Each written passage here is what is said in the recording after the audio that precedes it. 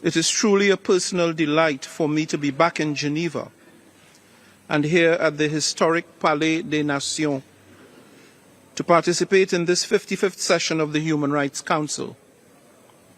At the outset, I should like to extend my warm congratulations to you, Mr. President, and to the other Bureau members for their deserved election, and I wish you every success for the sessions ahead. Succeed we must under your able leadership. 75 years after the adoption of the Universal Declaration of Human Rights, humanity's cherished Magna Carta, it is deeply concerning that human rights are under grave and increasing threat around the world. Conflicts, climate impacts, including the existential threat of sea level rise, and other drivers have left a staggering 300 million people in dire need of humanitarian assistance, some 114 million of them being refugees and other displaced peoples. In the Gaza Strip, the suffering of innocent civilians has reached an unbearable tipping point, with over 90% of the population displaced, teetering on the brink of starvation, and trapped in the depths of an impending, though avoidable, public health catastrophe. As the all too familiar cycle of war persists, the most vulnerable suffer the most.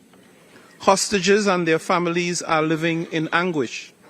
Women and children are facing desperate and uncertain futures, and innocent civilians are unjustly caught in life-threatening crossfire. The war in Ukraine, now in its third year, has only grown more entrenched, with no foreseeable sign of cessation in the short term. Haiti has descended into lawlessness, while persistent violence across Yemen, Sudan, Myanmar, and elsewhere has exacerbated the human rights situation with deepening concern. In the Sahel, the impact of strife and environmental stressors has led to a resurgence of famine, jeopardizing the right to food and proper nutrition for millions. And across the globe, threats to democracy and the rise of authoritarianism have impacted everything, from freedom of speech and movement to denial of education for girls and access to due process by many others. These events, which can only be described as regressive, have called into question the depth of our commitment to the very principles we swore to uphold 75 years ago, namely that human rights are universal, indivisible, interdependent, and interrelated. And above all else, being universal, they are applicable to and must be enjoyed by all in equal measure without exception. As President of the General Assembly, my message to you today is simple and unequivocal. We must not fail the victims of human rights violations. We must never tolerate or ignore the flagrant disregard for the rights and freedoms our forebearers worked so arduously to define and to codify. Nor should we ignore the systemic impunity with which it is perpetrated. In the name of humanity, we, the United Nations, must vehemently use our commanding platforms to speak up and to speak out louder in demand for an immediate humanitarian ceasefire in the Gaza Strip and for the opening of corridors to render urgently needed assistance and care to the 1.5 million displaced and unhoused Palestinians. Furthermore, I implore donor states to uphold and sustain their contributions to the critical funding necessary for the United Nations Relief and Works Agency for Palestine Refugees in the Near East, UNRWA, to discharge its mandated responsibilities to the Palestinians. Even in the midst of the current extraordinary challenges, UNRWA has been and continues to be an indispensable lifeline to support the Palestinians. Across the globe, the inhuman brutality and suffering must stop. We must not simply stand by as callous observers, lest we be seen as complicit in the expanding web of dehumanization. No, we must do our part. The decisive role of this August Council is crucial in our collective efforts. I hold firmly to my beliefs that systems of entrenched inequality cannot be dismantled without honestly confronting the legacies of past injustices. Next month, in the General Assembly, we will mark the International Day of Remembrance of the Victims of Slavery, as well as the International Day for the Elimination of Racial Discrimination, followed by the third session of the Permanent Forum on People of African Descent. These events will be opportunities to acknowledge the debilitating legacy of suffering by people of African descent derived from chattel slavery.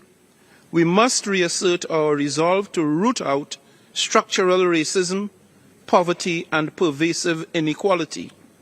And on 17th April, I will convene a high-level commemorative meeting to mark the 10th anniversary of the World Conference on Indigenous Peoples. This session, the negotiations will continue on enhancing the participation of indigenous peoples' representatives and institutions in relevant United Nations meetings and conferences. The upcoming 4th International Conference on Small Island Developing States and the General Assembly's high-level meeting on addressing the existential threats posed by sea level rise will provide much-needed platforms to raise awareness about the interlinkages between climate crisis and human rights. Another critical discussion during this session will focus on the role of the Ombudsman and mediator institutions in the promotion and protection of human rights, good governance, and the rule of law.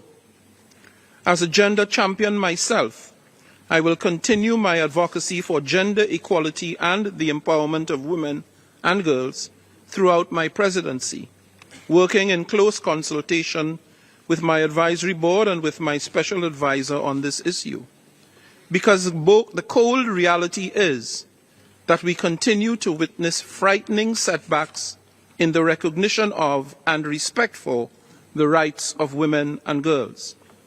Harmful practices visited upon the female of the species and often rationalized in cultural terms, including child marriage and female genital mutilation, remain prevalent.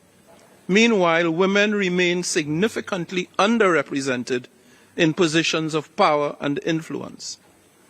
Around the world, we see them deprived of even the most basic rights, including the right to an education, with decisive consequences for themselves and for the society as a whole.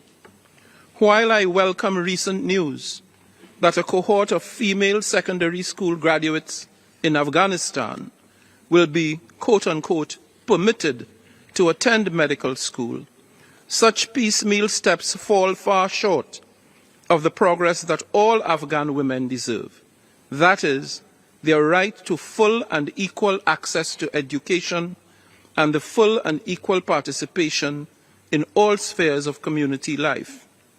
Gender equality must therefore be dealt with as a matter of moral urgency in Afghanistan and elsewhere.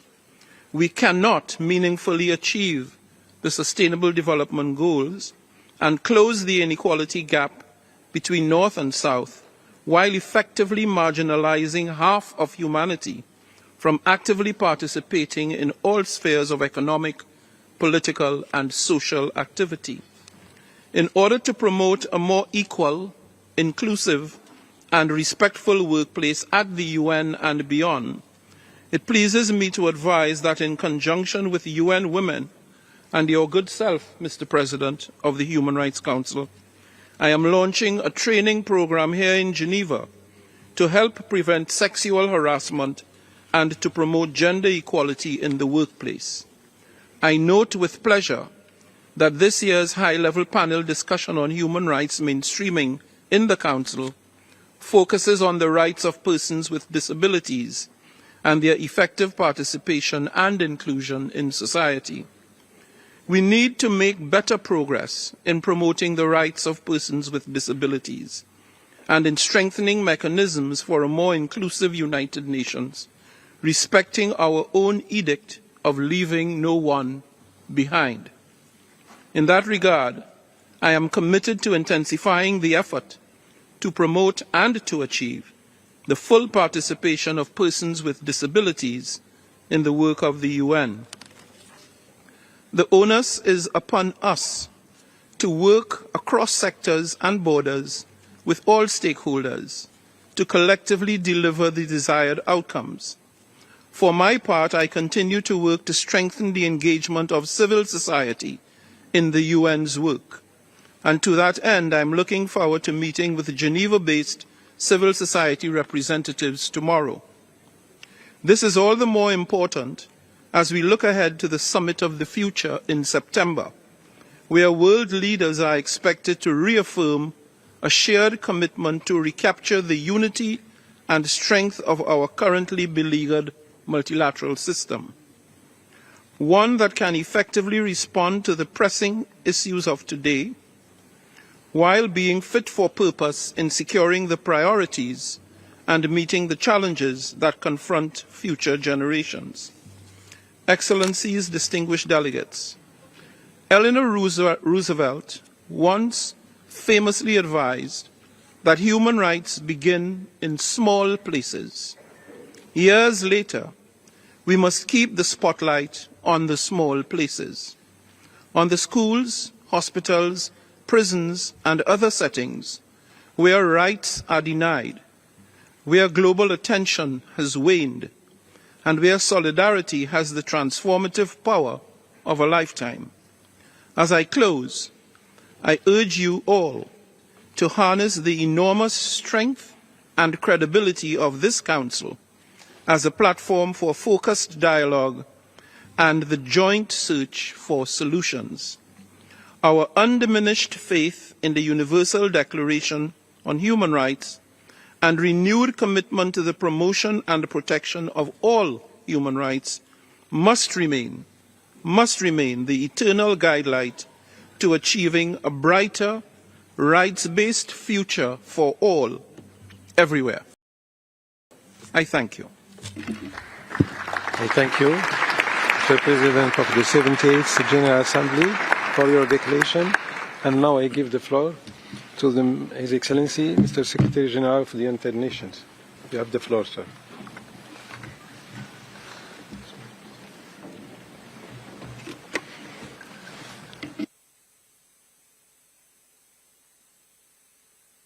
Mr. President of the General Assembly, Mr. President of the Human Rights Council, Excellencies, ladies and gentlemen. Human rights are the bedrock of peace. Today, both are under attack. We meet at a time of turbulence for our world, for people, and for human rights. First and foremost, conflicts are taking a terrible toll as parties to war trample on human rights and humanitarian law. At the local level and online, many communities are riven with violent rhetoric, discrimination and hate speech. Add to that an information war, a war on the poor and a war on nature. All these battles have one thing in common: they are a war on fundamental human rights. And in every case, the path to peace begins with full respect for all human rights, civil, cultural, economic, political and social, and without double standards. Because building a culture of human rights is building a world at peace.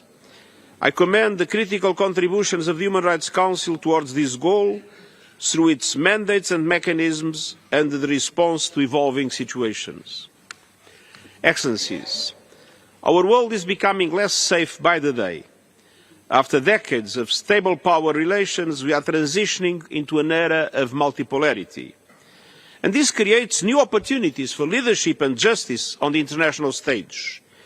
But multipolarity without strong multilateral institutions is a recipe for chaos. As powers compete, tensions rise. The rule of law and rules of war are being undermined. From Ukraine to Sudan, to Myanmar, the Democratic Republic of the Congo and Gaza, parties to conflict are turning a blind eye to international law, the Geneva Conventions and even the United Nations Charter. The Security Council is often deadlocked, unable to act on the most significant peace and security issues of our time. The Council's lack of unity on Russia's invasion of Ukraine and on Israel's military operations in Gaza following the horrific terror attacks by Hamas on 7 October has severely, perhaps fatally, undermined its authority. The Council needs serious reform to its composition and working methods. Nothing can justify humans' deliberate killing, injuring, torturing and kidnapping of civilians, the use of sexual violence and indiscriminate launching of rockets towards Israel. But nothing justifies the collective punishment of the Palestinian people. I invoked Article 99 for the first time in my mandate to put the greatest possible pressure on the Council to do everything in its power to end the bloodshed in Gaza and prevent escalation. But it was not enough. International humanitarian law remains under attack. Tens of thousands of civilians, including women and children, have been killed in Gaza. Humanitarian aid is still completely insufficient. Rafah is the core of the humanitarian aid operation, and UNRWA is the backbone of that effort. An all-out Israeli offensive on the city would not only be terrifying for more than 1 million Palestinian civilians sheltering there, it would put the final nail in the coffin of our aid programmes. I repeat my call for a humanitarian ceasefire and the immediate and unconditional release of all hostages. Excellencies, around the world violence is increasing and conflict-related human rights violations are spreading. International human rights and humanitarian law are clear. All parties must distinguish between civilians and combatants at all times. Attacks on civilians or protected infrastructure, including schools and hospitals, are prohibited. Indiscriminate attacks are prohibited. Attacks where the likelihood of civilian death is disproportionate to the probable military advantage are prohibited. Forced displacement is prohibited. The taking and holding of hostages is prohibited. The use of civilian human shields is prohibited. Collective punishment is prohibited. The use of sexual violence as a weapon of war is prohibited. And violations by one party do not absolve the other from compliance. We cannot, we must not, become numb to appalling and repeated violations of international humanitarian and human rights law. All allegations of serious violations and abuses demand urgent investigation and accountability. And we are determined to take such action in relation to allegations against our own staff. Excellencies, the Geneva Conventions, which require the protection of civilians and the humane treatment of people in enemy hands, were not the result of an outbreak of global goodwill. These treaties were agreed because they protect everyone. Around the world, warring parties claim exemptions, asserting that certain people or situations are uniquely dangerous. But flouting international law only feeds insecurity and results in more bloodshed. Human rights conventions and humanitarian law are based on cold, hard reality. They recognise that terrorising civilians and depriving them of food, water and health care is a recipe for endless anger, alienation, extremism and conflict. Today's warmongers cannot erase the clear lesson of the past. Protecting human rights protects us all. Protects us all. We urgently need a new commitment to all human rights, civil, cultural, economic, political and social, as they apply to peace and security, backed by serious efforts at implementation and accountability. And states have the primary responsibility to protect and promote human rights. To support states in meeting their obligations, I am launching a system-wide United Nations agenda for protection together with the High Commissioner for Human Rights. Under the agenda, the United Nations, across the full spectrum of our work, will act as one to prevent human rights violations and to identify and respond to them when they take place. That is the protection pledge of all United Nations bodies to do their utmost to protect people. Excellencies, around the world, governments must step up and commit to working for peace and security rooted in human rights. The Summit of the Future in September is our opportunity for such a recommitment. The new agenda for peace to be discussed at the summit applies a human rights lens to preventing and ending violence in all its forms. Building on our call to action for human rights, it urges an end to reflexive responses to violence, underscoring the need for strategic, comprehensive approaches that address root causes.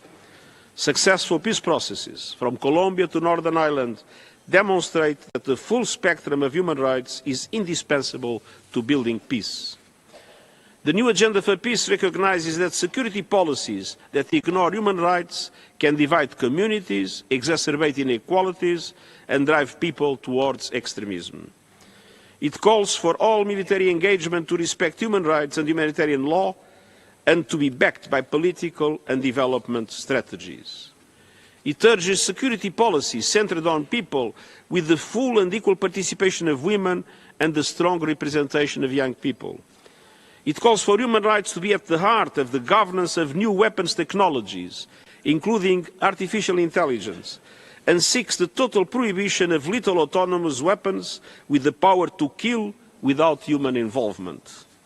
It affirms that human rights and humanitarian law apply in cyberspace, and it calls for much closer cooperation between the UN's human rights frameworks, the Security Council and the Peacebuilding Commission to address violations and put human rights at the core of peace operations.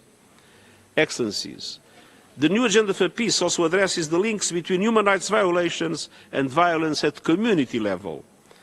From the epidemic of violence against women and girls, to the activities of criminal gangs, to rising anti-Semitism, anti-Muslim bigotry, the persecution of minority Christian communities and discrimination against minorities of all kinds, many people do not feel safe in their own communities.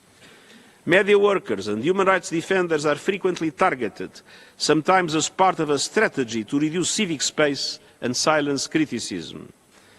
Decades of progress on women's and girls' rights are being challenged and rolled back, including their fundamental right to education and health care and their sexual and reproductive rights. The new agenda for peace urges governments to create space in national security policies for civil society, human rights defenders, and those representing vulnerable and marginalized people. Steps to secure women's full, equal and meaningful participation in decision-making on peace and as participants in decision-making on peace and security events. We are also setting our ways to tackle online abuses of human rights and support people's rights to connectivity and privacy online through our forthcoming Code of Conduct for Information Integrity and the Global Digital Compact. Peaceful communities require an open, secure, accessible digital public space that supports human rights and freedoms. Excellencies, wars are not confined to the battlefield.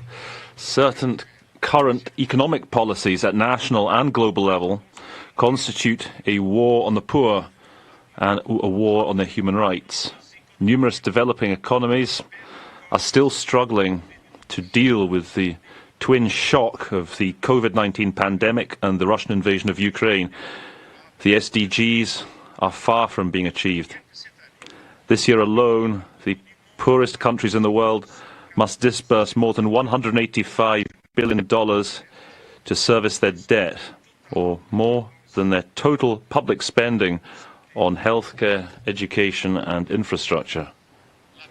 The absence of a safety net when it comes to debt jeopardizes the capacity of millions of people to enjoy their rights, their right to potable water, nutritional food, education, healthcare and work. The global financial architecture lies at the heart of this crisis in human rights. It is obsolete, dysfunctional and unjust, and must be reformed to provide long-term, low-cost financing and provide an effective safety net for all countries that need it. We call for the adoption of an SDG recovery plan at a level of $500 billion per year so that the developing countries can access affordable long-term financing. We also very much call for a new Bretton Woods to remodel the global financial architecture for it to reflect the world of today and not that of 80 years ago. The Summit of the Future will be an opportunity to envisage profound reforms to make the global financing frameworks more inclusive, equitable and just, so that it can help governments to prioritise social spending, to sustainable development and to climate action, which is so crucial among human rights. The Global Social Summit and the International Conference on Financing for Development, which will take place next year, will place emphasis on how economic policies, including budgets, tax measures and subsidies, can enhance investment in the SDGs and in human rights for all, men and women alike. Excellencies, dear friends, our war on nature is a war against the human rights of the people who are among the most vulnerable in the world, indigenous peoples, rural communities, marginalised persons and the neediest.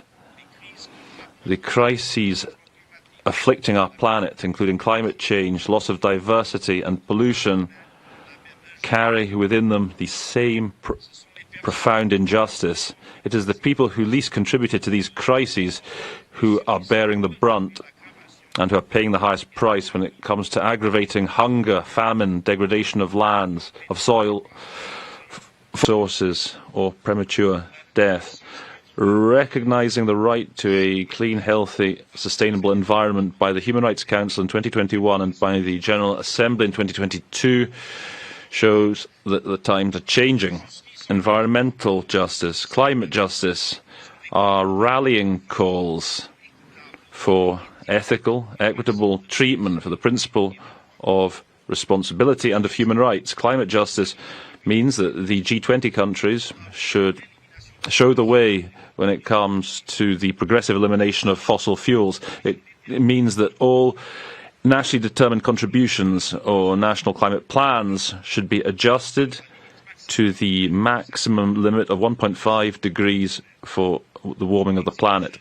It calls for an effective carbon price and an end to subsidies given to fossil fuels. Climate justice calls on the developed countries to deliver on their financial commitments to the developing economies, starting with that commitment to mobilise $100 million per year and to double financing for adaptation between now and 2025. Finally, it means that the loss and damage fund should be made operational as soon as possible and should start receiving significant contributions. For many countries in the South, economic, environmental and climate justice are the main challenge of our times when it comes to human rights. The United Nations joins them in calling on all countries to shoulder their responsibilities. Excellencies, our world is changing at a dizzying speed. The multiplication of conflicts are leading to unprecedented suffering, but human rights are a constant.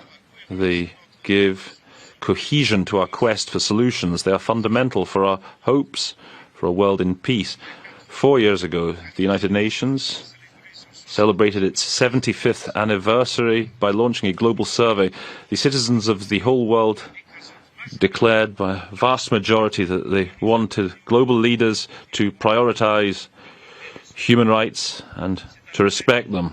This call was echoed during celebrations of the 75th anniversary of the Universal Declaration on Human Rights in December. This year, the Summit of the Future gives us an opportunity to respond to that call and to ensure that our global institutions should be in step with reality, which is constantly in constant flux today, and to fully adhere to the abiding values of human rights. Together, let us take this opportunity to further peace and human rights for everyone, women and men alike. I thank you. Secretary General.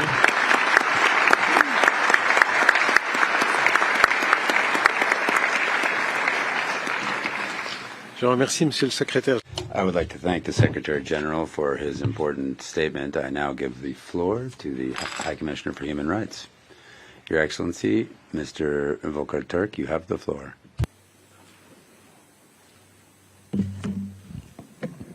President of the General Assembly, Secretary General, President of the Human Rights Council, Excellencies, distinguished delegates. This Council enters into session at a time of seismic global shocks. Conflicts are battering the lives of millions of civilians and carving even deeper fault lines across and between nations. The pain and slaughter of so many people in the Middle East, Ukraine, Sudan, Myanmar and Haiti, and so many other places around the world are unbearable. And when we discuss in the coming weeks, country by country, we must remember their faces and their anguish. At a time of such atrocious violations, is it naive to demand that all states uphold their human rights commitments? Or is it crucial, the most important, the most consequential, the most urgent task that any of us could possibly undertake? Are these not, in reality, our only guarantees, essential and profoundly rooted, anchoring our societies in the midst of turbulence and disarray?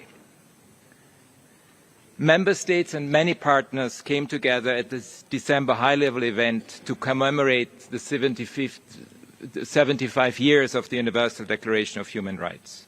It was an important moment of reflection on the successes and failures to implement human rights and how we can do better in the future.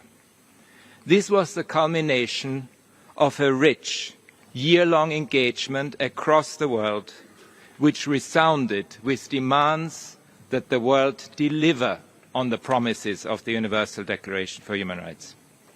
Demands for action to end conflict, to eradicate discrimination, to heal our distorted economies and our battered environment, demands for quality services such as education and healthcare, for an end to corruption, for a voice in one's own future, and over again demands that states change course to bring humanity the benefits of greater justice, more inclusive development, greater equality and peace. By the end of that two-day event, 153 member states had issued concrete pledges alongside civil society groups, UN bodies, businesses and others. Over 770 pledges in all. They ranged from commitments to increase women's leadership and employment equality, to tackling extreme poverty, ensuring transitional justice, and improving access to education, healthcare and social protections. Just as important was the outpouring of support from members of the public in every corner of the globe. The Open Society Barometer, a survey of over 36,000 people in 30 countries, found that the vast majority agreed that human rights have been a force for good. In other words, the silent majority holds to the human rights principles that ensure progress and justice across all societies and which keep our world safe. Today, I'm pleased to launch Human Rights, a Path for Solutions, which is the distillation of this hard work that has gone into the commemoration year in the hope that it will inform the summit of the future. This Path for Solutions sets out 8 key messages to guide renewed action for peace, economies that work for people and planet, effective governance, and guardrails for digital and scientific progress. It broadens the way we think about human rights, in ways that can transform our societies and our global community.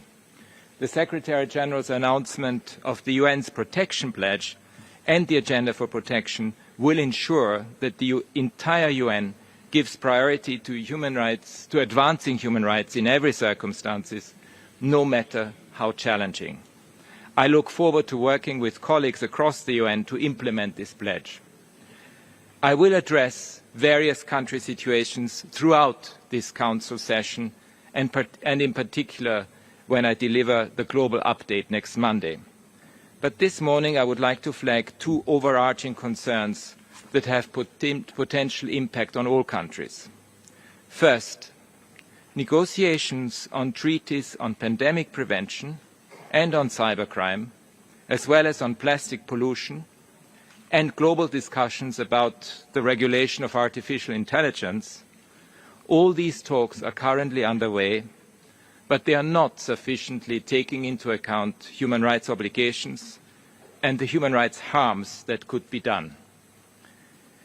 Second, I am disturbed by attempts to undermine the legitimacy and work of the United Nations and other institutions. They include disinformation that targets UN humanitarian organizations, UN peacekeepers, and my office. The UN has become a lightning rod for manipulative propaganda and a scapegoat for policy failures. This is profoundly destructive of the common good, and it callously betrays the many people whose lives rely on it. The UN is uniquely equipped to enable states to discuss and resolve pressing global issues. And this convening power is particularly vital now when the magnitude of conflict, planetary peril, and digital transformation requires urgent solutions. UN humanitarian agencies assist hundreds of millions of people to stay alive. The UN's development and peace work is absolutely crucial to all nations. My office is mandated to monitor and report on human rights because states have agreed that rights and justice are the best and only way forward. The work of opening dialogues, keeping communication channels alive, and protecting rights is not comfortable for everyone, but it is essential to all of us. We need to overcome the binary view that if you are not for us and against our enemies, then you too must be an enemy. Within countries, the us versus them illogic is creating increasingly dangerous and combustible divisions, especially in pre-electoral periods, of which we all know there are many this year. All this is a politics of distraction, of warmongering, which slowly numbs our deepest sense of compassion. Especially at a time of division and fear, seeing the humanity in the other is the lifeline that can tug us away from disaster. I draw strength and hope from last year's powerful tributes to the Universal Declaration of Human Rights, the testimonies we heard from so many people around the globe, and the significant pledges that were made. The power of human rights is rooted in their universality, the equal value of every human life that is at their core. The same human rights standards must be deployed everywhere, and they must be benchmarks for future progress, not high watermarks from which we can recede. Every human being is born equal. All victims are equally deserving of justice. No one can be left behind, and nobody is above the law. Thank you, Mr. President.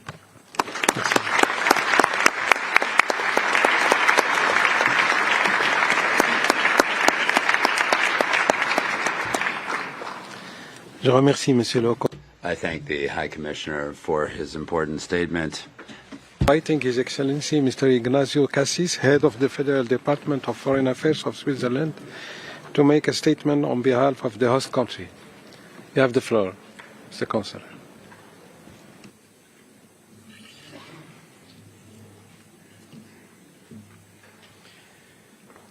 Monsieur le Président. Sir, President of the Human Rights Council, Sir, President of the General Assembly, Sir, Secretary General, Sir, High Commissioner for Human Rights, ladies and gentlemen, ministers, ladies and gentlemen, colleagues. May everyone be welcome here in Switzerland, in international Geneva, for this 55th session of the United Nations Human Rights Council. I would have liked to have welcomed you in a more favorable international context. Unfortunately, the reality of things is not as colorful as the beautiful ceiling in this room. And as with the stalactites of the work of Michel Barceló, I sometimes have the impression that the world is threatening to fall upon our heads. The war in Ukraine is in its third year. The conflict in the Middle East seems more than ever at loggerheads. The crisis in Sudan has put more than 8 million people on the road. And I'm merely mentioning 3 of the more than 50 open conflicts in the world. Ladies and gentlemen, according to the Swedish Institute Varieties of Democracy Institute, more than 70% of the global population is today living under autocracies. Democracy has slipped back to its mid-1980s levels. In seeing these numbers, I can't but think of George Orwell and his work, 1984. In 1984, Orwell paints a picture of a world in continuous war, inexisting freedoms, and manipulated freedom. The citizens are surveilled by Big Brother and Big Brother's totalitarian regime. It is truly not the world of which we dream in this room. We have the responsibility to put an end to this negative dynamic. As United Nations, we must courageously refuse dystopia, a world that is merely a reflection of our anguish and anxieties. Excellencies, were human rights to be respected by all, we would not be speaking of endless war. We must note that we are far from there that we wished to be 75 years ago. Despite all of the laws that we have enacted, our efforts seem to not have succeeded in bringing reason to triumph over violence. And yet, the countries united in this room have freely and knowingly agreed and decided to place freedom and dignity of individuals at the center of our work and attention. Is it a chimera to pursue the emancipation of each individual so that each individual can take on their responsibilities in their respective societies, in society on the whole? 2024 is an important test for democracy. Elections are slated to take place in more than 64 countries. Half of the global population has been called to the ballot box. A great many citizens will be called upon to avail themselves of their right to information, their freedom of expression, and the possibility of peaceful assembly. And we, as the United Nations, must ensure the protection of civic space. We must ensure free and fair elections. These conditions are essential. They are sine qua non for the outcome to truly reflect the will of the people. We must fight against targeted harassment and attacks seeking to shrink essential democratic space, and we must do so with all our might. We must give it our all. Ladies and gentlemen, These words of commitment must be followed by concrete and lasting action. Our credibility depends on it. It is for this reason that we are met here in Geneva. This year, my country is submitting its candidacy to become a member of this Council. With our strong tradition of responsibility in the realms of humanitarian law and human rights law, we aspire to increasingly take on the challenge of our turbulent times. And everyone, men and women alike, in a spirit of cooperation, dialogue, sharing, and trust. Ladies and gentlemen, 2 months ago in this room, working together with the UN High Commissioner for Human Rights, we celebrated the 75th anniversary of the Universal Declaration of Human Rights. This year, 2024, marks the 75th anniversary of the First Geneva Convention, the 75th anniversary of the Fourth Geneva Convention.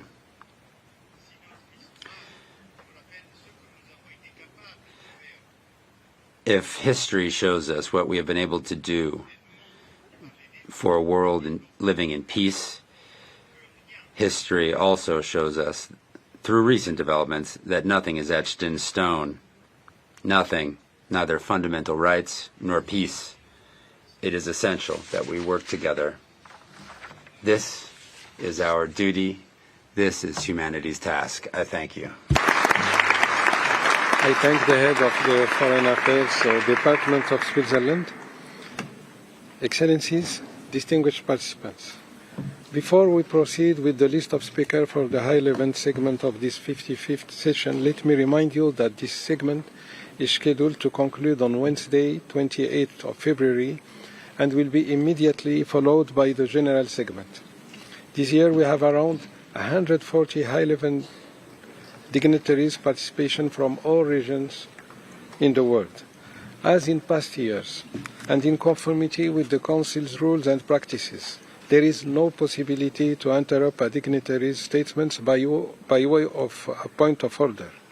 All requests to exercise a right of reply relating to statements delivered during the high-level segment will be accommodated after the conclusion of the general statement.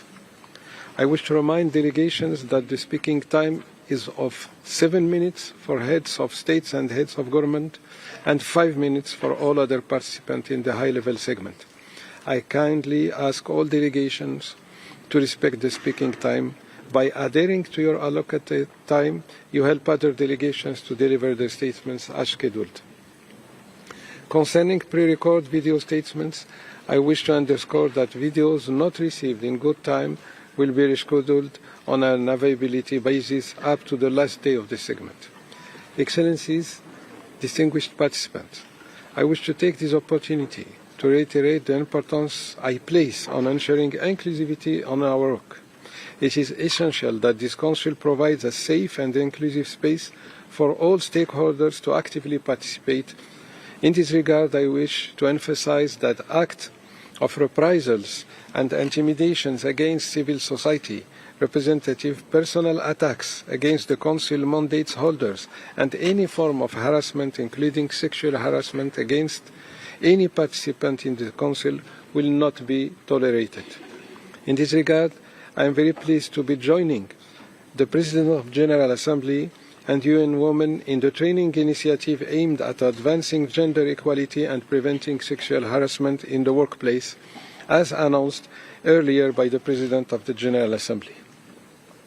This initiative is part of our collective efforts to mainstream gender issues into the work of the United Nations and to promote a more equal, inclusive and respectful working environment at the United Nations and beyond. Thus, I encourage all permanent missions and permanent observers' missions to the United Nations office at Geneva to join the pledge to have their delegates complete the United Nations online courses on gender equality and the prevention of sexual harassment. Excellencies, distinguished participants, let us now proceed with the list of speakers of the high-level segment. And thus, I will now give the floor to His Excellency, Mr. Santiago Peña Palacios, President of the Paraguay, by video message. Your Excellency, Mr. President, you have the floor.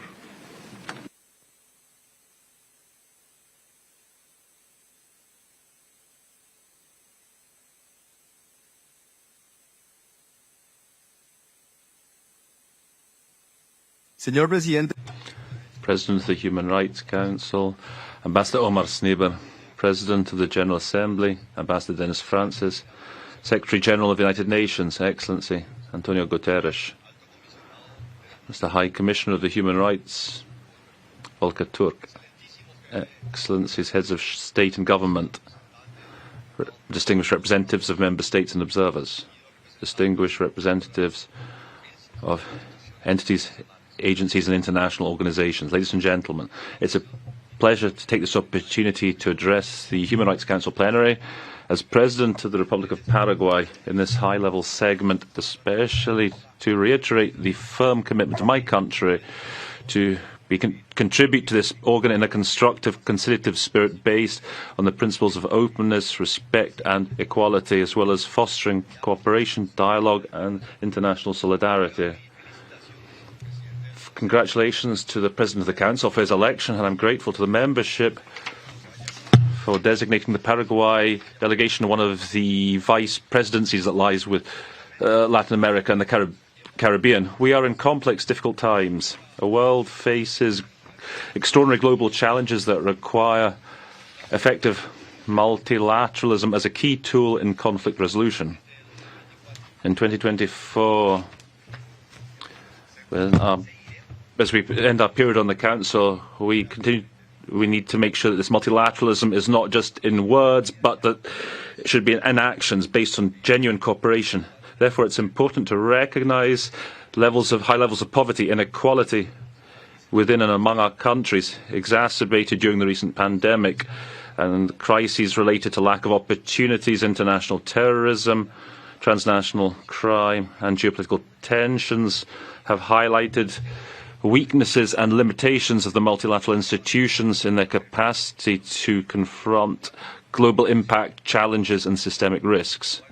Similarly, climate change is another challenge that requires rigorous measures. At the same time, just measures in order to implement policies with a view to adaptation. Therefore, what we need is a more equitable approach that reflects the realities and specific needs of each country in establishing environmental protection measures.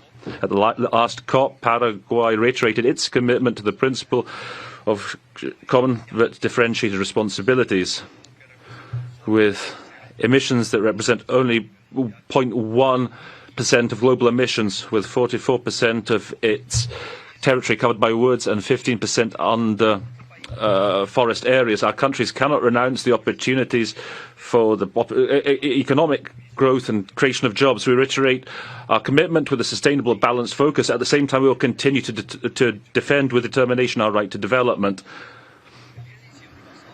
In December last year, we marked the 75th anniversary of the UDHR, probably one of the most relevant instruments in the world, since it crystallized a historic process of social claims and global consensus that placed at its center the human person and his rights. While there being the philosophical bedrock of numerous human rights instruments, we also welcome the event organized by OHCHR, and we call on it to take action to revitalize the principles of the Universal Declaration. With the culmination of the events of December, it's now time to put into practice the commitments of various global actors assumed to improve our future. The idea that all humans, without distinction, are equal before the law is the key pillar of the rule of law, bolstering institutionality, integrity of governance, legal security and judicial effectiveness are key aspects when it comes to ensuring the full enjoyment of human rights. On that basis, we have presented commitments based on pillars that seek to bolster institutionality of policy in the fields of human rights, social protection of citizens, and technical cooperation, knowledge sharing when it comes to national implementation mechanisms in line with the follow-up recommendations on human rights. These goals go hand in hand with the recent launch of a national poverty reduction plan, and that's called, as part of the social protection system in Paraguay, we seek to promote sustained economic growth that fosters, moreover, the creation of greater opportunities, reductions in inequality, improvements to the quality of life and development. We want more jobs, more investment, and to use entrepreneurship to combat poverty. We are committed to creating favourable economic conditions for development, promoting investment, preserving financial stability and fostering the creation of jobs. We are intensifying our efforts to ensure opportunities for all. Paraguay has launched in the field of the Council's work, has fostered the strengthening of national implementation mechanisms, reporting and follow-up, focusing its efforts not just on the approval of resolutions, but also providing technical cooperation to other countries based on its own experience of our national mechanism called Simore Plus. In December, we carried out an official visit to the Kindred Republic of Chile. An agreement was signed to provide cooperation in this field. This year, we've already agreed the following steps to give substance to that same cooperation with Brazil. Ladies and gentlemen, establishment of this council met the need to have a mandated standing organ to consider and take action when human rights situations so require. We are concerned by human suffering in all parts of the world.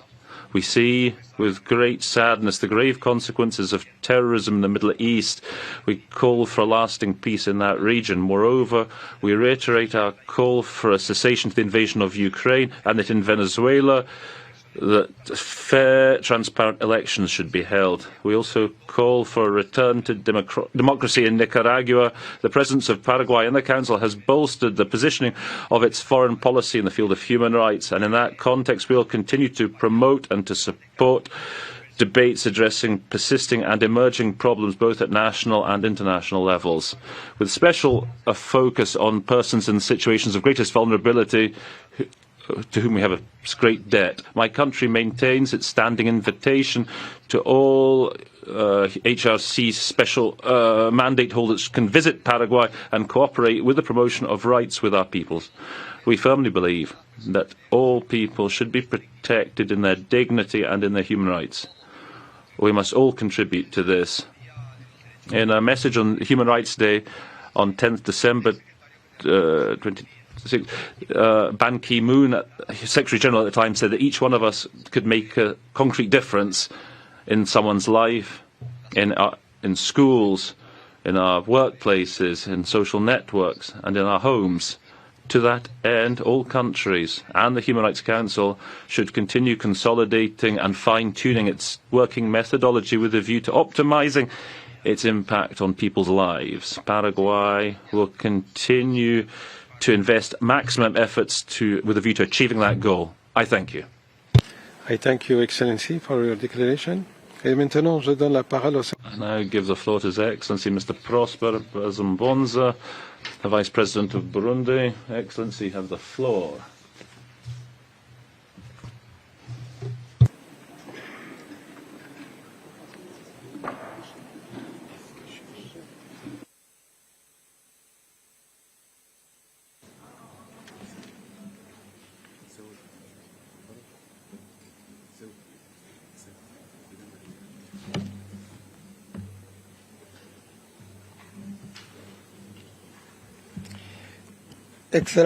Excellencies, ladies and gentlemen, heads of state and government, Excellency Mr. Omar Zniber, President of the Human Rights Council, Mr. Antonio Guterres, United Nations Secretary General, Mr. Volker Turk, High Commissioner for Human Rights at the United Nations, dear colleagues, distinguished delegates, ladies and gentlemen, all protocols observed. First of all, I would like to present my heartfelt thanks and greetings to His Excellency of the President of the Burundi, who has done the honour, who I'm honoured to represent at this summit.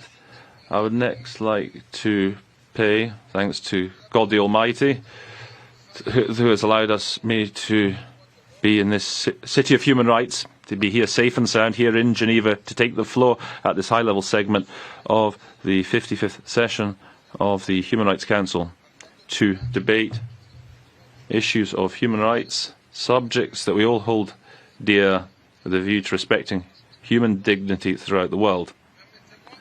Let me next express my heartfelt congratulations to His Excellency Mr. Omar Zniber from the Kingdom of Morocco for his outstanding election as President of the Human Rights Council at its 18th cycle, covering the period from 1st January to 31st December 2024. His outstanding qualities and talent are a guarantee for the proper stewardship of our work underway this year, and we wish you every success. You can naturally count on the full cooperation of Burundi in discharging your noble uplifting mission.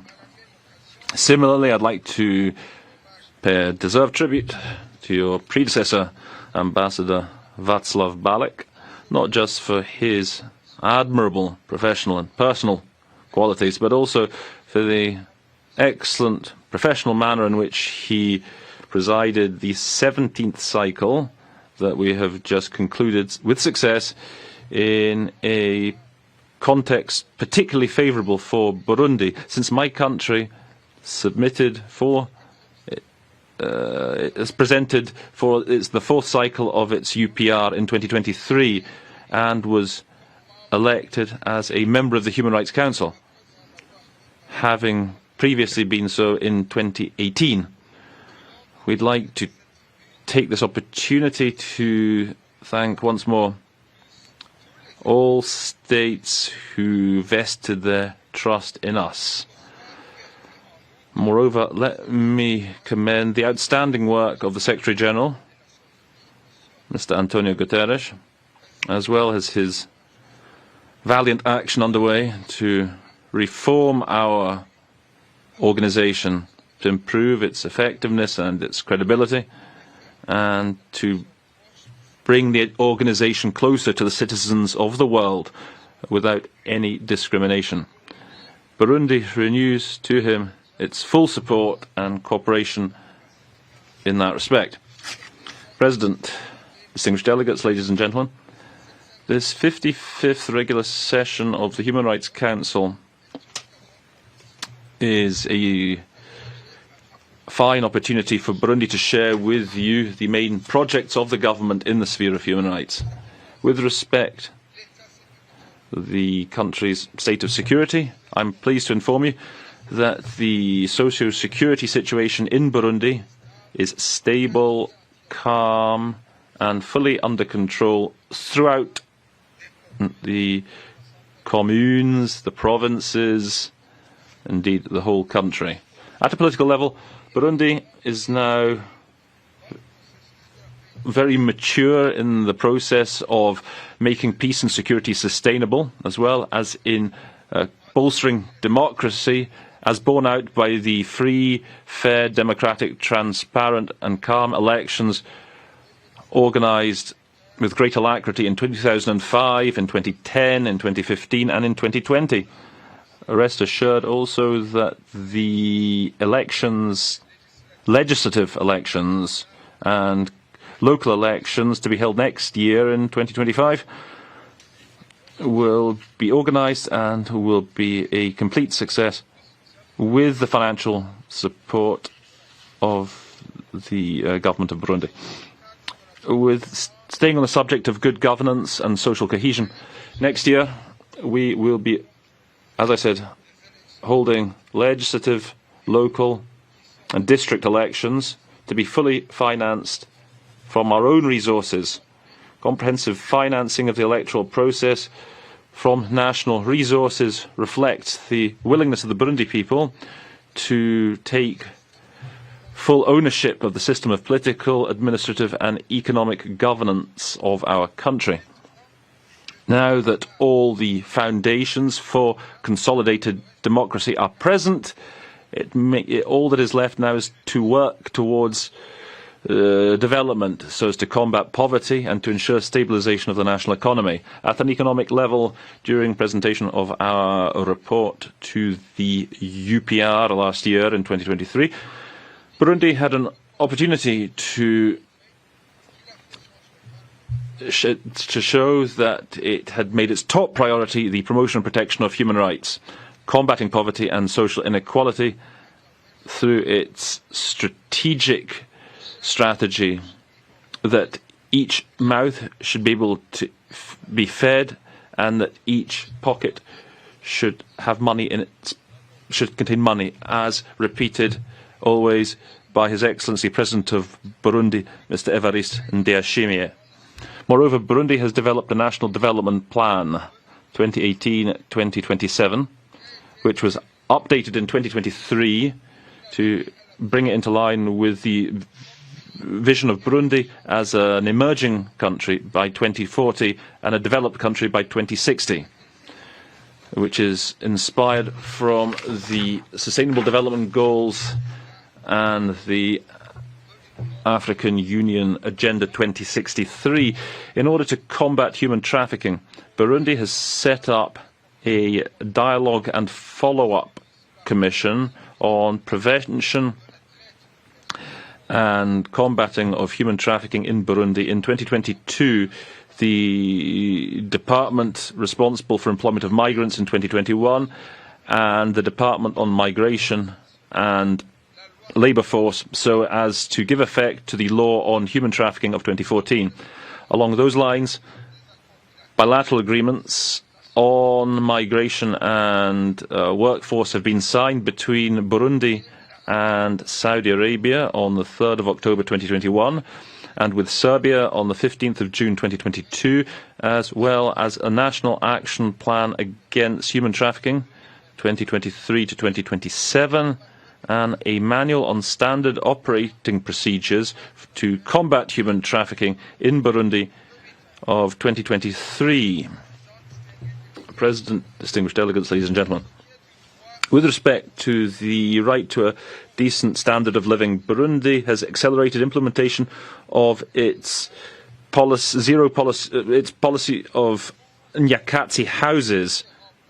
In other words, houses made of straw, to eliminate these and to replace them with bricks, with houses made of brick, all fully covered with roofs, all containing social basic services, and to help the indigenous people, the Batwa, to better become settled. With regards to integration of the rights of disabled people and the elderly, my country has ratified the Protocol on the African Charter of Rights and Peoples on the rights of persons with disabilities in April 2022, and the Protocol to the African Charter on Human Rights and the Peoples with respect to the rights of older persons.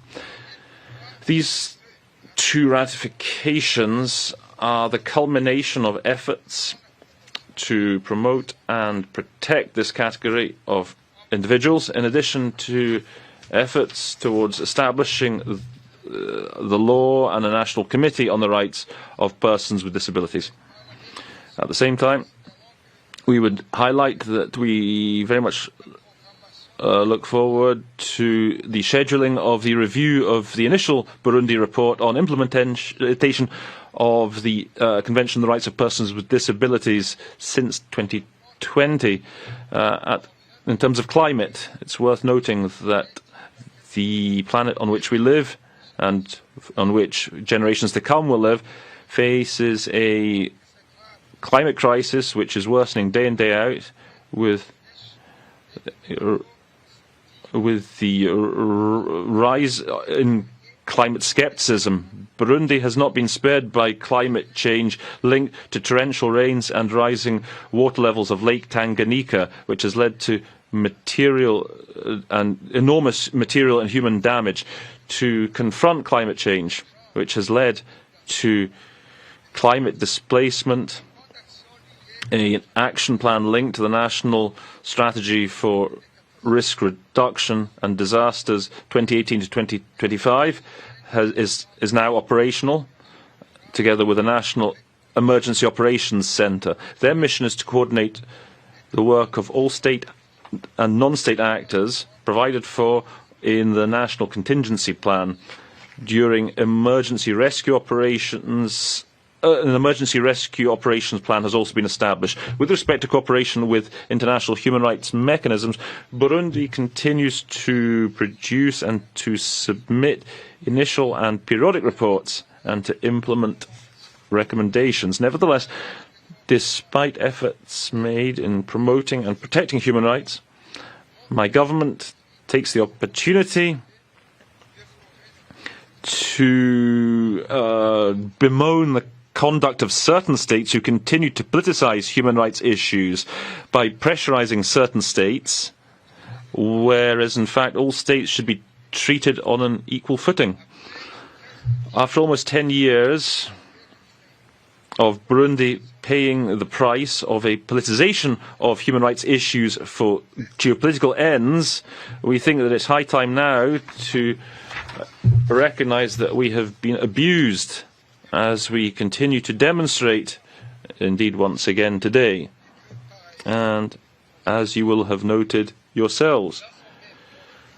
Similarly, we would like to clarify that we will never accept any special rapporteur being imposed on us. Moreover, we do not see its relevance, given that our country has institutions sufficiently responsible for promoting and protecting human rights, including the Minister of Human Rights. I would highlight here that the Minister responsible for human rights in Burundi is indeed present in forum.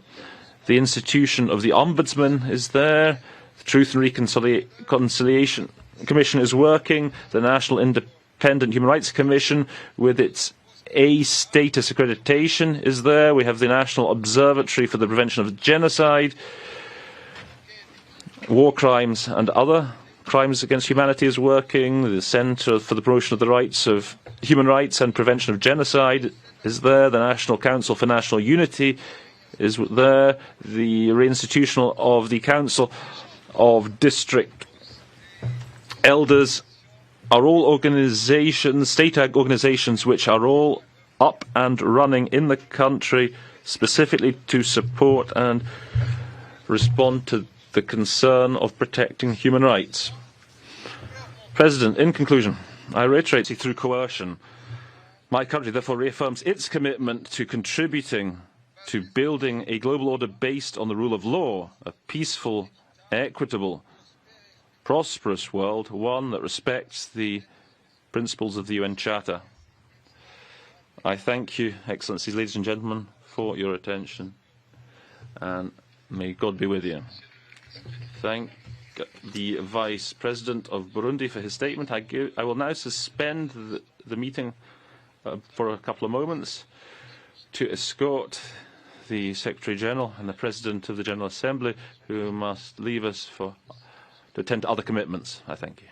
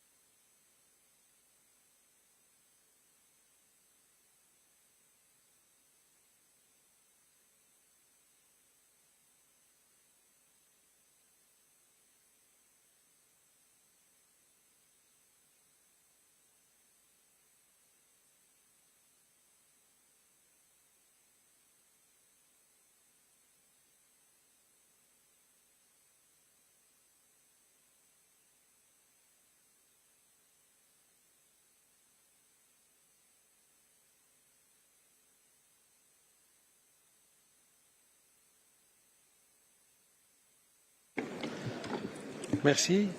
Nous allons donc reprendre. So we will resume the meeting. Now to give the floor to His Excellency Mr. Murat Nurtlu, Deputy Prime Minister and Minister for Foreign Affairs of Kazakhstan. Your Excellency, you have the floor.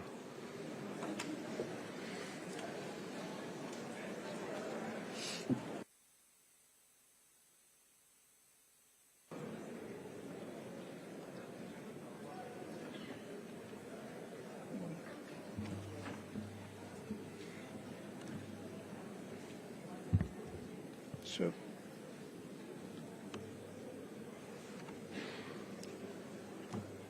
Shall we proceed? Mr. President, Excellencies, ladies and gentlemen, at the outset I wish to thank United Nations Secretary General Antonio Guterres and High Commissioner Volker Turk for their strong leadership and promotion of human rights worldwide.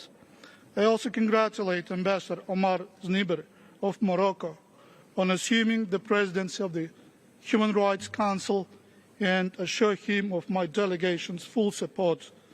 I'm pleased to address this Assembly and reiterate Kazakhstan's commitment to upholding human rights. Mr. President, if one country brings in positive changes, it is an add.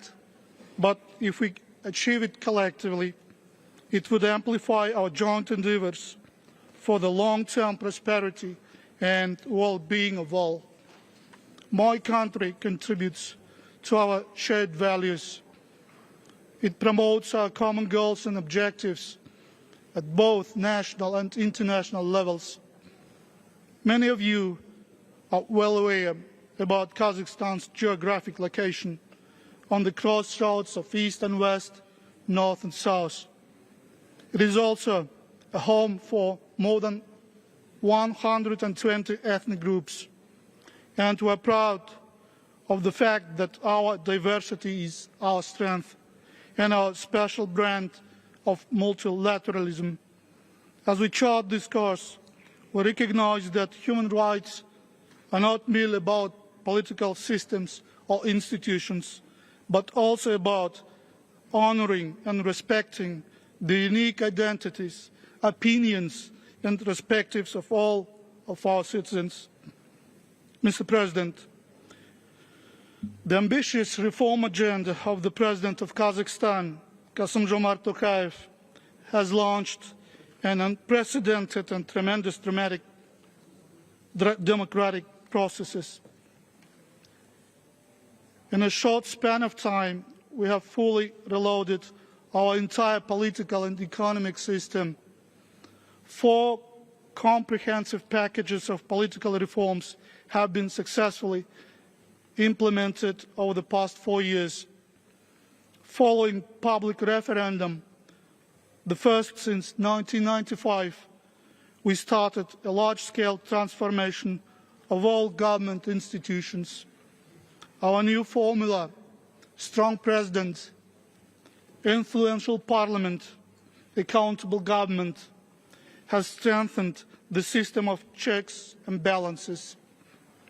5 electoral processes have taken place in less than a year, including presidential, parliamentary and local ones. The president's term in office was limited to a single 7-year period. Moreover, for the first time in our history, 6 political parties entered into the lower house of the parliament, including opposition parties. The human rights protection mechanisms have been significantly developed with the re-establishment of the Constitutional Court and enshrining of the status of the Commissioner for Human Rights in our Constitution. According to some international experts, all these undertakings are quite unique by their nature. Mr. President, the 75th anniversary of the Universal Declaration on Human Rights served as an occasion for member states to renew their commitments. Symbolically, last year, Kazakhstan has ratified 2 optional protocols to the Conventions on the Rights of the Child and Persons with Disabilities. Just last week, the President has signed a new law on improving child protection and safety standards in schools. In line with these international commitments to ensuring the right of life and human dignity, Kazakhstan has abolished the death penalty, instituted a zero-tolerance policy against torture and ill treatment, and strengthened its national preventive mechanisms. Following our constructive dialogue with the Office of the High Commissioner for Human Rights, we have incorporated its recommendations into several government action plans and recent presidential decree on human rights. Our nation's democratic path is clear, but it's not over yet. My main message today is that democratic changes in my country are irreversible. Mr. President, as the member of the Council, Kazakhstan will continue to contribute to collective efforts by promoting human rights and sharing its national experience and best practices in the areas of peace building, interethnic and interreligious tolerance, disarmament, gender equality, food security, and digitalization. Taking this opportunity, I thank on behalf of my Central Asian brothers and sisters all co-sponsors of our resolution to advance education for peace and tolerance for every child. We are encouraged by the wide international support received by our region's first Council initiative. This year, Kazakhstan will also present an initiative to combat domestic violence. We invite all our partners to join us in addressing this important issue. Dear colleagues, we live in a world of unprecedented dramatic changes unseen in a century. Global stability and prosperity are being threatened by geopolitical turmoil, regional conflicts, economic uncertainty, climate change, and many other old and new challenges. They also undermine humanity's hope for the safe future. Kazakhstan shares grave concerns of the international community about ongoing wars and conflicts around the globe, including the situation in the Middle East. And we fully support each and every call by the United Nations Secretary General to put an end to all human sufferings. For us, respect for the United Nations Charter, relevant Security Council resolutions, and international law is paramount. Mr. President, the role of effective multilateral diplomacy is as crucial as ever, since no country can tackle challenges of such magnitude alone. We firmly believe that this august body, established to foster multilateral cooperation and mutual understanding, is meant to reinforce our collective efforts to build a better world during these times of geopolitical polarization. Ladies and gentlemen, to conclude, I reaffirm Kazakhstan's commitment to work with all stakeholders in order to advance the principles enshrined in the Universal Declaration of Human Rights. Let us work together to respect and uphold the dignity and rights of all. I thank you. Thank you, Your Excellency, for your declaration. And now I give the floor to His Excellency Mr. Ivica Dešić, First Deputy Prime Minister and Minister for Foreign Affairs of Serbia, by video message. Ladies and gentlemen, the promotion and protection of human rights in the cornerstone of modern civilization. Their consistent application is a key factor of progress and a pledge for both survival and the values on which humanity is based. Deeply believing that this is the duty of each one of us, the Republic of Serbia is strongly committed to the protection and promotion of human rights as one of the foundations of our society, which is determined to live in an atmosphere of tolerance and solidarity. The world today is full of examples of violence of basic human rights. For my country, the Republic of Serbia, the tragedy that part of its population has been going through for decades in the autonomous province of Kosovo and Metohija represents a particularly painful and unacceptable example. Our people in Kosovo and Metohija have been living in an atmosphere of fear, of persecution and violence for a quarter of a century. Serbs are systematically denied many basic human rights guaranteed by the UN Charter and other fundamental international documents, including the right to freedom of movement, to free expression and will in elections, the right to property, economic development, and even the right to life. In the territory of our southern province, the survival of one people living in their century-old ancestral homes and under threat. Therefore, no one should be surprised by the fact that amid such circumstances, the return to Kosovo and Metohija is unthinkable for more than 200,000 persons who have been internally displaced for more than 25 years, as well as that more than 14% of the remaining Serbs left the area of Kosovo and Metohija in the past year alone. In the series of continuous unilateral moves by the provisional institutions of self-government in Pristina, the latest one is the illegal decision to abolish the circulation of the Serbian currency, dinar, in the area of Kosovo and Metohija.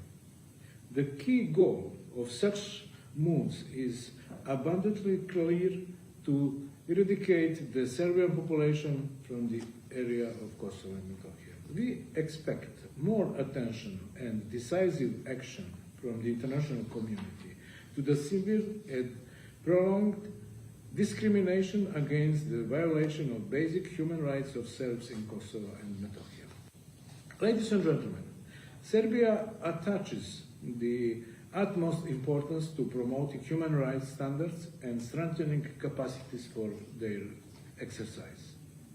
This is done by applying an objective and non-selective approach, while strengthening the national legislation and enhancing the existing mechanisms. Furthermore, in accordance with the practice of active cooperation with the Human Rights Council, Serbia has extended a standing invitation to special procedures. Finally, I would like to emphasize once again that my country deeply believes in the importance of multilateralism and dialogue as the best way to address the multitude of challenges facing humanity in this increasingly complex international environment. We continue to firmly believe in the system of international law based on the UN Charter. We contend that the individual contribution of each country is important in this global mosaic, and the Republic of Serbia will continue to lend support to such aspirations. Thank you very much.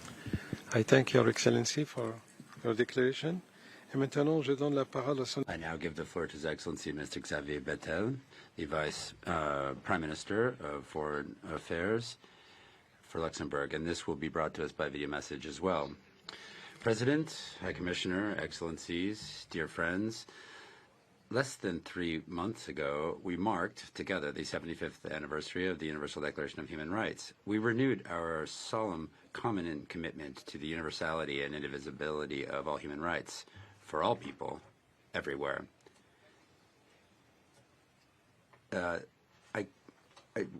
We now are clear that the rights for different people are different depending where we are: man, woman, black, white, Jewish, homosexual, Catholic, Muslim, Jewish, etc., etc. The rights aren't the same all over the world for all people. And however, this promise that was at the core of our pact for the future and that we are still preparing is a message of hope for billions of humans and their civil and political rights, their economic, social, and cultural rights, their right to development, the right to a clean, healthy, and sustainable environment. Currently, there are more than 50 violent conflicts raging the world over. We are far from the goals and ideals established in 1945. And the goal is to never again have war. Allow me to look at some of these conflicts in no particular order. In Israel, they're inexcusable. We see inexcusable crimes and atrocities committed by Hamas and other armed groups on 7 October. And then on the other side, after having condemned these, we also need to know that the Israeli intervention has cost tens of thousands of civilian lives. This region is suffering on both sides. This is why Luxembourg calls for an immediate humanitarian ceasefire and an urgent increase in humanitarian aid and the immediate release of the hostages. And then the war in Ukraine. I just come from New York, where the international community marked this sad second anniversary. This war has already cost the lives of hundreds of thousands of civilians and Ukrainian civilians and Ukrainian combatants. We renew our call to Russia to immediately withdraw its troops from Ukraine, and Ukraine will be able to count on our support. We cannot accept that might makes right and such behavior among neighbors. In Sudan, millions of civilians have also been forcibly displaced because of a conflict attributable to a reversal of constitutional order where democracy overturned. This goes against the rights of the men and women of Sudan. In Myanmar, we also have the military, again, that have perpetrated genocide against the Rohingya. And we must very clearly respond to this illegal seizure of power 3 years ago. And then also, there are other acute crises of human rights around the world: Afghanistan, Haiti, the Democratic Republic of Congo, the Sahel, South Sudan, Syria, and Yemen. The Human Rights Council, of which my country is a member until the end of the year, has a role to play in recalling to the international community its obligations of solidarity and humanity, in step with its commitments in the UN. And then there is also a triple crisis on the planet. We know this. We have we are reaching the potentially irreversible climate change, and this can bring the irrevocable loss of biodiversity and pollution that is costing millions of human lives each year. And this is a crisis that threaten the entirety of humanity. And more than ever, we must support civil society and defenders of human rights and children around the world to defend these rights for future generations. I would like to pay homage to Alexei Navalny, imprisoned and tortured to death under wretched conditions. There are people like him that are the conscious of our humanity and that are worthy of our full respect and support. We also must continue to fight discrimination, gender discrimination, attacks against women and girls, LGBTI community, and other groups in a vulnerable situation. Allow me to cite at the end the strategic vision that the High Commissioner has, that is to say, precisely to respect human rights as an antidote for the crises that we face. Thank you. Excellency Mrs. Tanja Fajon, Deputy Prime Minister and Minister for Foreign and European Affairs of Slovenia, by video message. Mr. President, Excellencies, ladies and gentlemen, we recently marked the 75th anniversary of the Universal Declaration of Human Rights. This cornerstone document paved the way for the progressive development of international human rights law and continues to do so today. When it comes to human rights, the work is never really done. Just 2 days ago, we marked the grim anniversary of Russia's unjustified and illegal aggression against Ukraine. The war is causing enormous human suffering and destruction across the entire country. Slovenia condemns this act in strongest terms and calls for accountability for human rights violations. Accountability for atrocities and violations of international human rights law is crucial. This month, on 14 February, I signed the Ljubljana, the Hague Convention on Mutual Legal Assistance and Extradition, together with the representatives of more than 30 states from around the world. I encourage all others to do the same. The latest conflict between Hamas and Israel has been raging in Gaza for 5 months, with civilians, mostly women and children, paying the highest price. Permanent and sustainable ceasefire is urgently needed to end the human suffering. International humanitarian law and human rights law must be respected. But there are many other ongoing conflicts and crises around the world that negatively affect human rights. They too require our full attention. To name but a few: Afghanistan, the Democratic Republic of the Congo, Haiti, Iran, Mali, Myanmar, and Sudan. As a member of the UN Security Council, Slovenia attaches particular importance to the gross and systematic human rights violations and abuses in situations on the Security Council's agenda, and also focuses on the protection of civilians, especially children, and on the Women, Peace and Security agenda. Ladies and gentlemen, the Human Rights Council has many mechanisms at its disposal to respond to human rights challenges and situations around the world.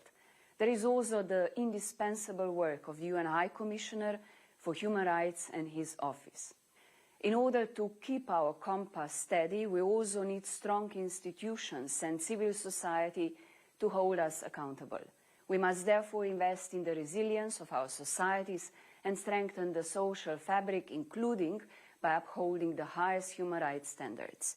There should be no attacks and reprisals against human rights defenders. And speaking of our societies, a stark reminder: the backsliding on gender equality and the worsening situation of women worldwide are symptomatic of the growing disparities and inequalities within and between our societies. The empowerment and participation of women and girls at all levels should therefore remain high on our agenda. Today there are many emerging challenges that pose risks to human rights. New technologies, including artificial intelligence, climate change, pandemics and the rapid demographic changes are just the most obvious. To tackle some of them and contribute to the common good, Slovenia will continue to call for a comprehensive human rights framework for older persons as well. We are concerned about the rapid aging of the population. At the current session, Slovenia, together with a core group of countries, will present a resolution on the right to a clean, healthy and sustainable environment. Together with partners, it will also table a resolution on the rights of persons belonging to minorities. As the chair of the Committee on Victim Assistance of the Anti-Personal Mine Ban Convention, Slovenia strongly advocates for the promotion of the safety, protection and full social inclusion of persons with disabilities and landmine survivors. Mr. President, as the UN reviews its vision for the future with a summit in September, we must mainstream human rights throughout the outcome document in order to ensure peace, stability and sustainable development for all. Slovenia remains committed to human rights and look forward to possibly rejoining the Human Rights Council for a third time in the 2026-2028 period. As always, we stand ready to play our part. Thank you. أشكر معالي السيدة وزيرة الشؤون الخارجية لسلوفينيا وأعطي لمعالي السيد أيمن. Thank you. We will now hear from Mr. Ayman Sofadi, the Vice Prime Minister of Jordan.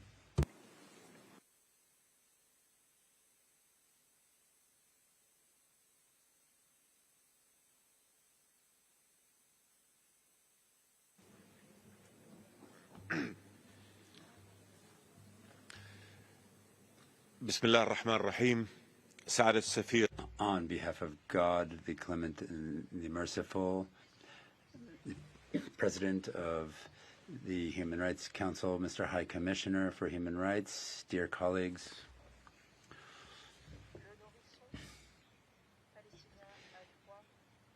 the Palestinians breastfeeding have right to milk, but they don't have it. They have the children have the right to go to a safe school, but with Israeli occupation, they do not enjoy this right. The Palestinian people have mothers and fathers and youth. They have adults that have the right to a state that's being a right that's being violated by the Israeli state in the West Bank and in the occupied city of Jerusalem. The Palestinians endure occupation. They suffer from injustice. They go to sleep suffering from injustice, and they wake up in the same situation. They have a right to worship. They have the right to circulate. This is a human right violated by the occupation.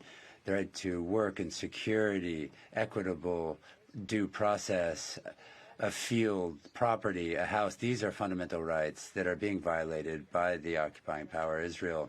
In Gaza, the Palestinians die as a result of attacks, cowardly attacks, death by bombing, and famine of the innocent everywhere in Gaza. There's proof of the Israeli occupation and their violation of the human rights of the Palestinians. Houses are destroyed, schools are bombed, hospitals as well. Incursions have laid waste. The Israelis have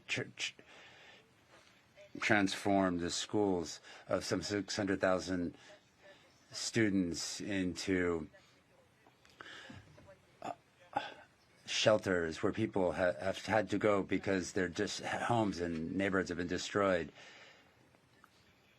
Since for 1,400 years, the faithful have been going to the Omar Mosque, which has been destroyed by Israel. For more than 1,600 years, prayers were heard throughout the churches of Gaza until those churches were bombed by Israel.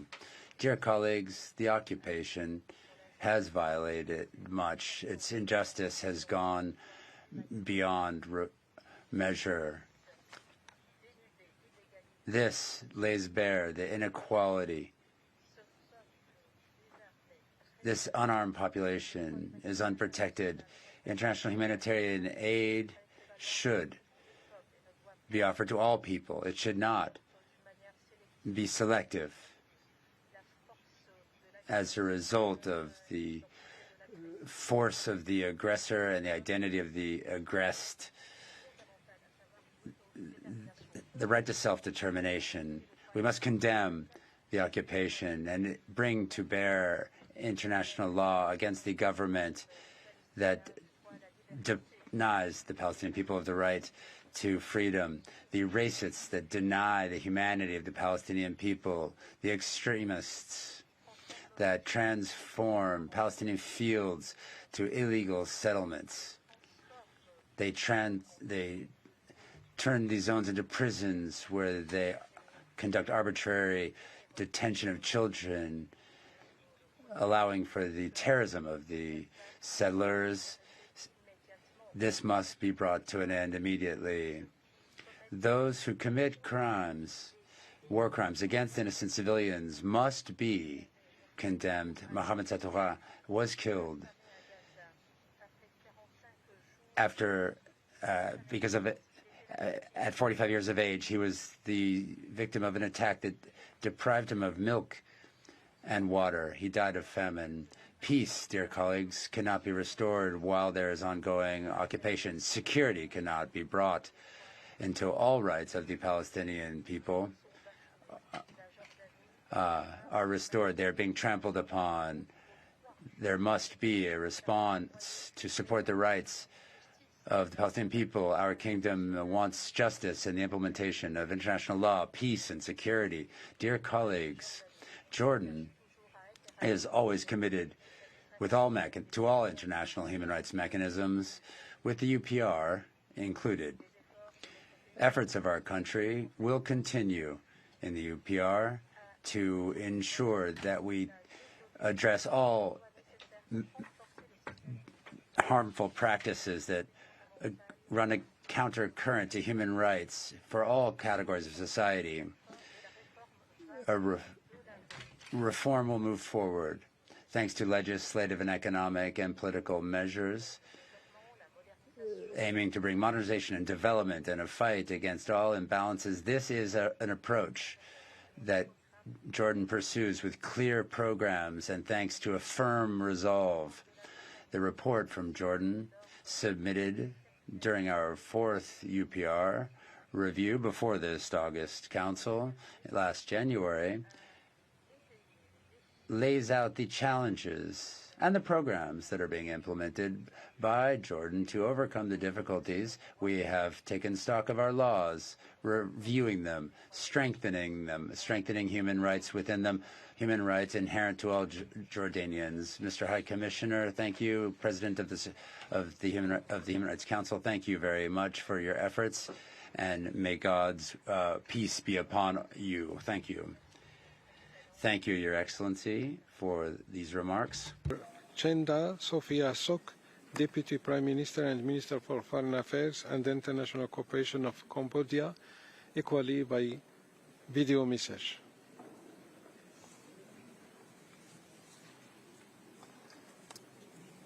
Mr. President, High Commissioner, Excellencies, ladies and gentlemen, over the decades, the escalation of global power rivalry and conflicts in many countries have left more than a quarter of the world population living in affected areas. The life of millions of civilians have been profoundly affected. Cambodia is gravely concerned about threats to international peace and security. In response, we emphasize the critical need for peaceful dialogue and urge avoidance of actions that could precipitate severe humanitarian crisis. Armed conflict must end to preserve dignity and humanity for all. Peace and security must be restored. International cooperation and mutual trust among states must be strengthened alongside the establishment of robust international enforcement mechanisms. As the preamble of the UN Charter states, we must unite our strength to maintain international peace and security, fostering tolerance and coexistence as good neighbors. After 3 decades of civil war, Cambodia places utmost importance on peace. We support the notion that peace is the highest and most noble aspiration of humankind, which must be ardently cherished and protected. Peace is an enabling right, preconditioning the enjoyment of civil, political, economic, social, and cultural rights, and the achievement of sustainable development. Proper human rights and development cannot be sustained where peace is under threat or fragile. Accordingly, Cambodia has committed itself to promoting peace and security worldwide. We have dispatched 9,281 peacekeepers, including 762 women, to UN missions, protecting civilian life in 9 countries and maintaining peace and security in conflict areas. Mr. President, all human rights are organically interlinked and mutually reinforcing. Civil, political, economic, cultural, or social rights, including the right to development, must be treated fairly and equally on the same footing and with the same emphasis. In this context, our government has made significant efforts and achieved notable milestones in promoting and protecting the rights of our people. The civil political space has been strengthened and socio-economic rights have been invigorated. Furthermore, the new cabinet formed last year is implementing the first phase of its pentagonal strategy focusing on growth, employment, equity, efficiency, and sustainability. With enduring peace and stability, Cambodia's annual growth averaged 7% between 2005 and 2019. Poverty was reduced from 50% to 9% over the same period. Consequently, Cambodia transitioned from low income to lower middle income status. We are encouraged by a national review showing that most of the 17 SDG, along with our 18 goal of mine clearance, are on track despite global economic uncertainties. To reduce poverty, vulnerability, and inequality while boosting human development and economic growth, Cambodia has implemented wide-ranging social assistance schemes. These include a national social assistance fund that strengthens protection in response to emergencies. In July last year, Cambodia held general election. 18 political parties participated and more than 8.2 million people cast their ballots. The turnout of almost 85% was the highest since the UN-supervised election in 1993, a clear indication of our people's growing political maturity and enthusiasm for exercising their democratic rights. Thousands of observers, including 333 foreign observers from 65 countries, widely assessed the election as free, fair, credible, and just. The upcoming Senate election this month are expected to further reflect the general will of the people. Mr. President, democracy is a shared value, achieved through learning, building, and strengthening gradually, taking national characteristics and context into account. Similarly, human rights are universal values for all humanity. As Secretary General Guterres has stressed, human rights must never be a vehicle for double standards or a means to pursue hidden agendas. Regrettably, some countries have misinterpreted our application of laws designed to protect law-abiding citizens as clamp down on freedom. Paradoxically, the same measures, when applied in their own countries, are considered necessary and lawful to maintain public order, social stability, and national security. As a party to 8 out of 9 core human rights conventions, Cambodia's close and constructive cooperation with various UN mechanisms is well recognized by the Council.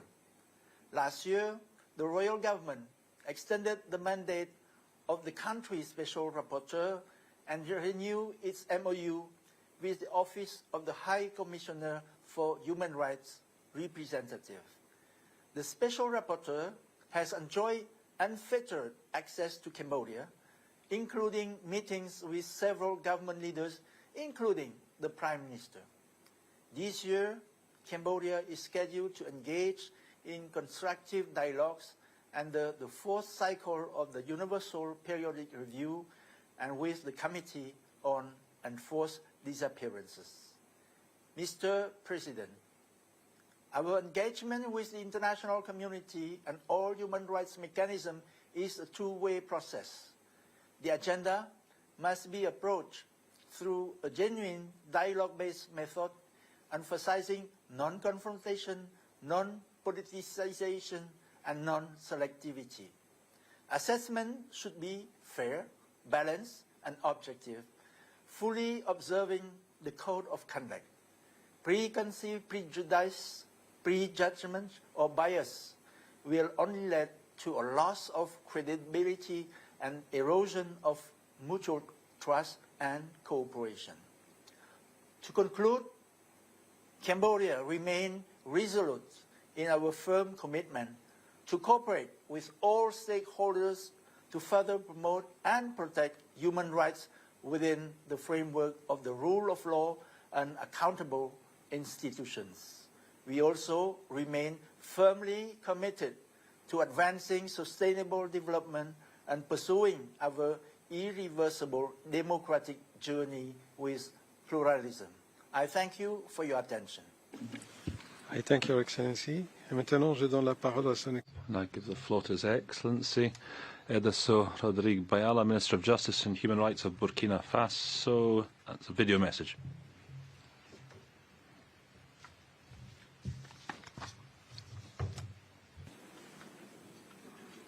Monsieur le Président du Conseil, President of the Human Rights Council, High Commissioner of Human Rights, ladies and gentlemen, heads of delegation, Excellencies, ladies and gentlemen, it is my honour to address you during the high-level segment of the 55th session of the Human Rights Council on behalf of my country, Burkina Faso.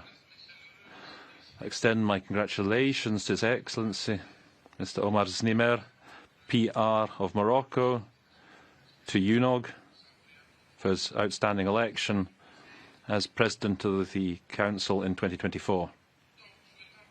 Wishing you every success in discharging your mandate, my delegation would assure you of its willingness to fully cooperate with the Council. Allow me also to welcome in particular the good cooperation between Burkina Faso and OHCHR through its country office in Burkina. Sir, Burkina notes with satisfaction progress made in promoting and protecting human rights throughout the world. However, the quality of sound, unfortunately, of the video is not sufficient to be able to properly interpret. Apologies. en effet, la situation sécuritaire marquée par la récurrence des attaques terroristes, particulièrement dans le Sahel, demeure une préoccupation majeure pour le Burkina Faso.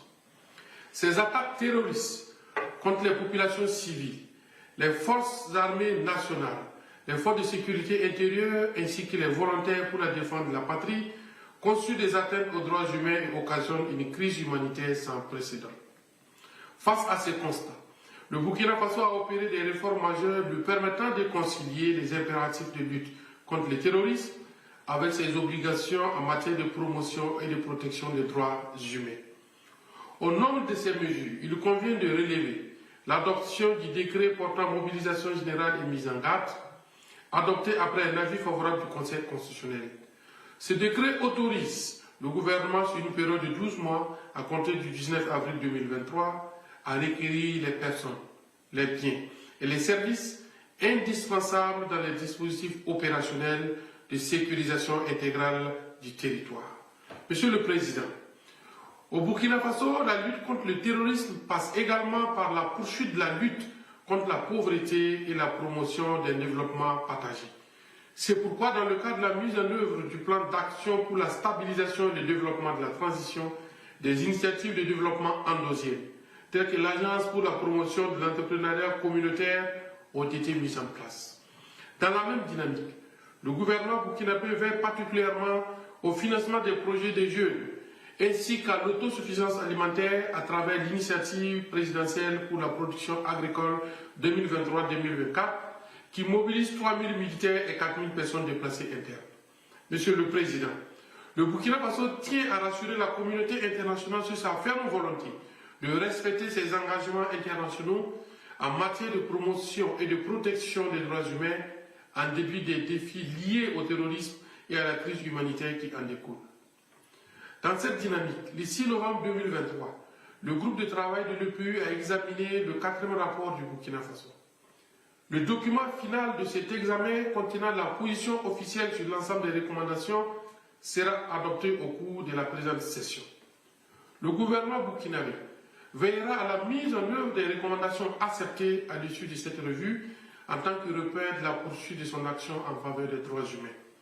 En outre, les 20 et 21 février 2024, le Burkina Faso a présenté au comité des disparitions forcées les renseignements complémentaires en vertu de l'article 29, paragraphe 4 de la Convention contre les disparitions forcées. Monsieur le Président, pour terminer, le Burkina Faso voudrait simplement réaffirmer ici sa foi au multilatéralisme. Il demeure convaincu que le Conseil des droits de l'homme est la tribune appropriée pour discuter de la situation des droits humains dans le monde. Il est temps que l'ensemble de la communauté internationale s'engage en faveur d'une coopération franche et sincère, dynamique et respectueuse de la souveraineté des États. C'est seulement à ce prix que nous parviendrons tous à garantir l'effectivité des droits humains et le développement durable à toutes les nations.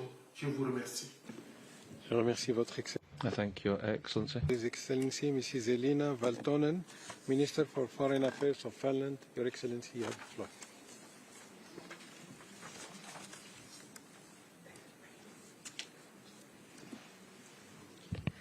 Mr. President, Excellencies, distinguished participants, it is an honor to address the Human Rights Council. As a Council Bureau member, you can count on Finland's commitment to promote the universality of human rights in cooperation with everyone.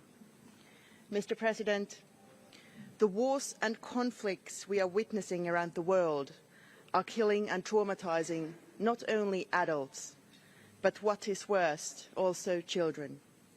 Abusive governments curtail individual freedoms. 2024 is a record year for elections, but many of them are anything but free. Rule by law is replacing the rule of law. Yet we must not succumb to despair. Late Nobel laureate Martti Ahtisaari wisely worked on the premise that peace is a question of will. Fulfilling human rights is also a question of will.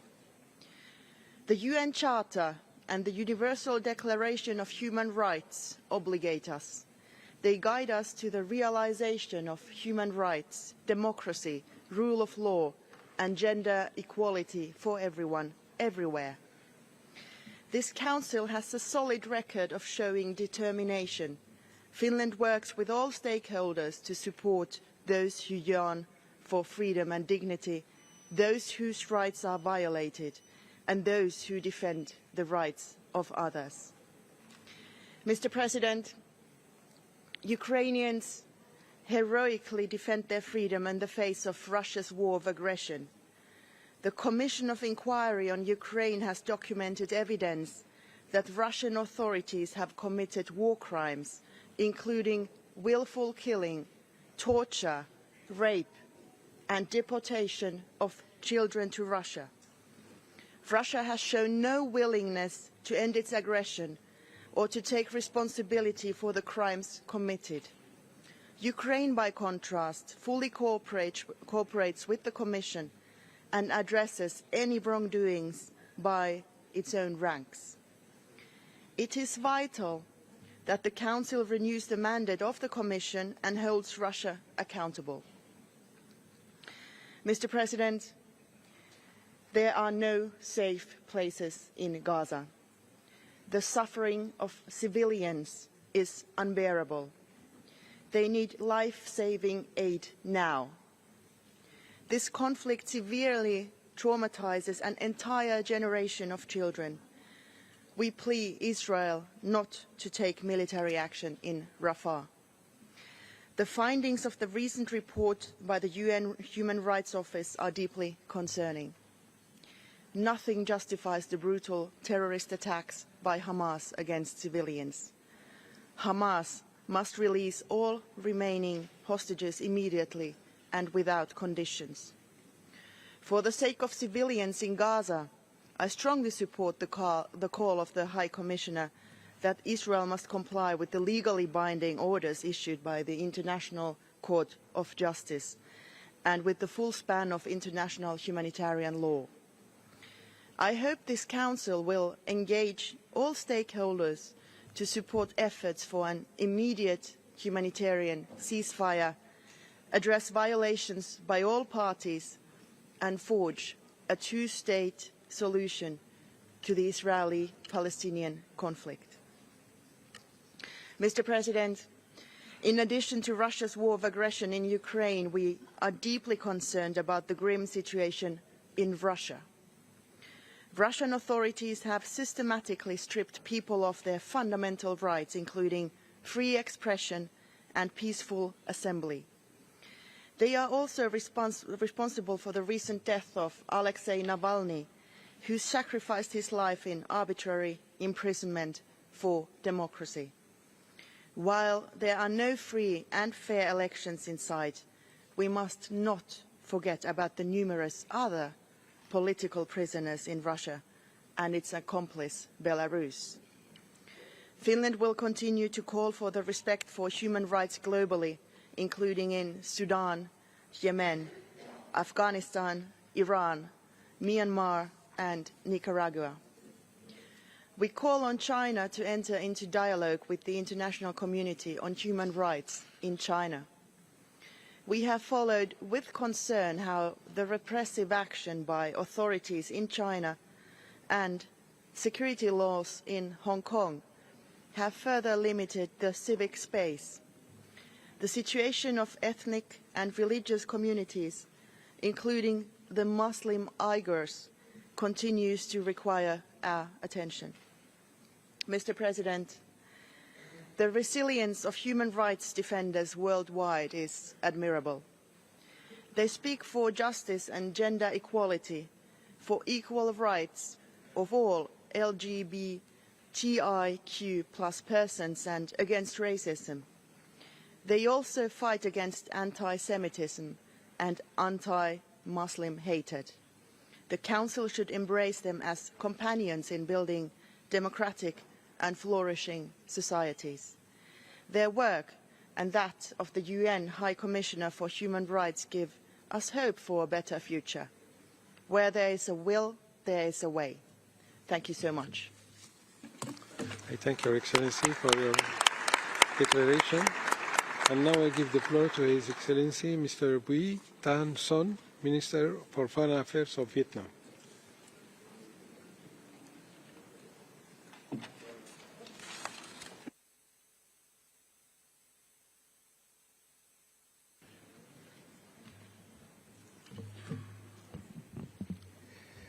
Mr. President, distinguished participants, last year we commemorated the 75th anniversary of the Universal Declaration of Human Rights and the 30th anniversary of the Vienna Declaration and Programme of Action. Yet humanity faced multiple increasingly complex challenges from strategic competition, armed conflicts, climate change, energy food insecurity, and social inequalities. Last year alone, more than 170,000 lives were lost to conflicts. Between 2020 and 2023, 165 million people fell into poverty. At present, nearly 300 million people need humanitarian assistance and protection. In this generally gloomy picture, we still can see some bright spots. There are also many success stories. Southeast Asia remains a region of peace and dynamic development. Despite global headwinds, in 2023, Vietnam's economic growth reached over 5%. Poverty rate was further reduced to 3%. Social security spending continues to be at high priority and has been maintained at nearly 3% of GDP for many years.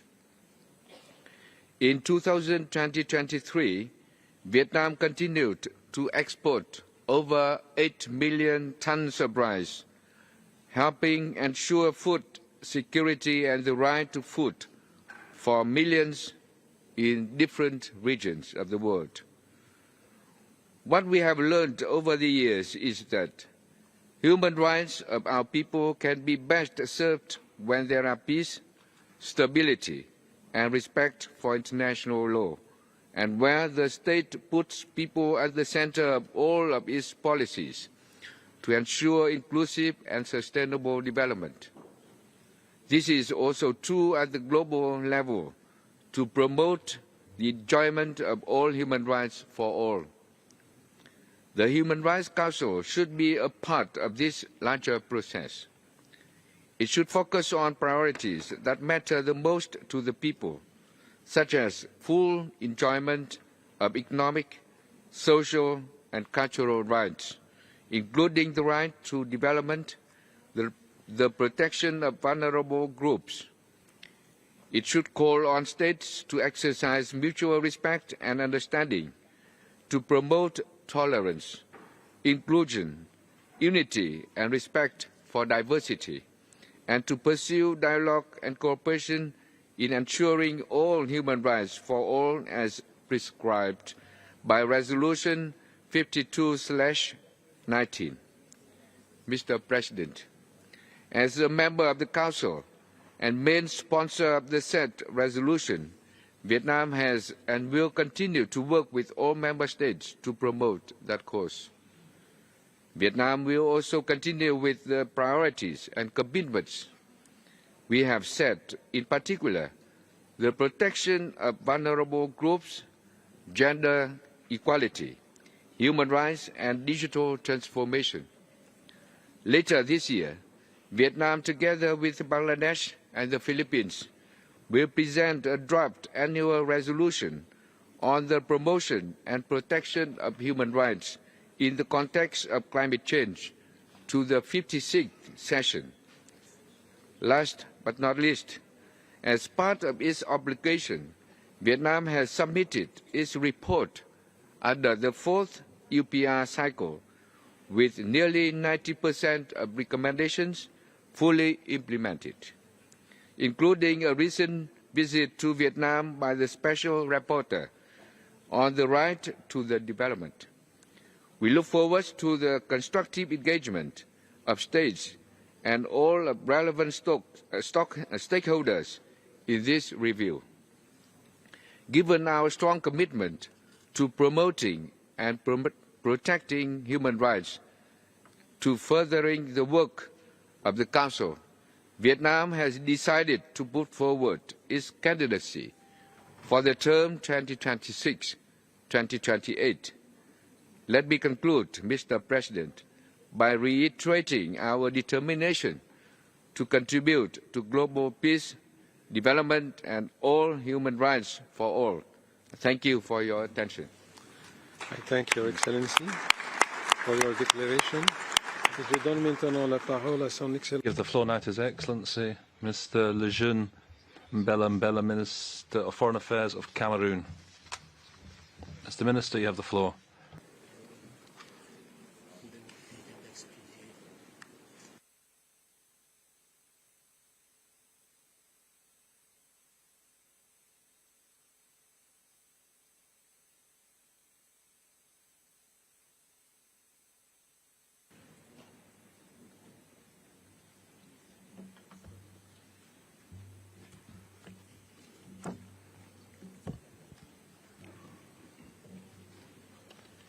Your Excellencies, ladies and gentlemen, first of all, allow me warmly congratulate the new President of the Human Rights Council, His Excellency Omar Zniber, on his remarkable election to chair this prestigious and strategic UN body. I would like to assure him of the total support of my delegation.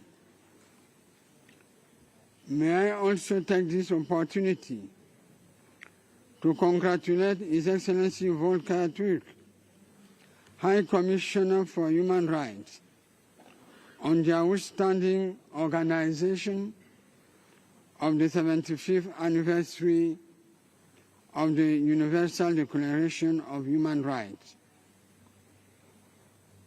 Excellences, Mesdames, Messieurs, les 75 ans de la Déclaration universelle des droits de l'homme marquent certes un jalon significatif. Marks a significant milestone, but it also reminds us of the magnitude of the challenges that persist with respect to the Universal Declaration on Human Rights. Cameroon is committed, under the leadership of the head of state, His Excellency Paul Biya, to contribute, to work actively in the context of international dialogue, to find and implement concerted solutions to the complex challenges that our world faces. We reiterate, therefore, our commitment to democracy, the rule of law, and social inclusion. We firmly believe that socio-cultural diversity, both religious and linguistic, that characterize our nation constitute a richness, an asset that must be preserved and leveraged.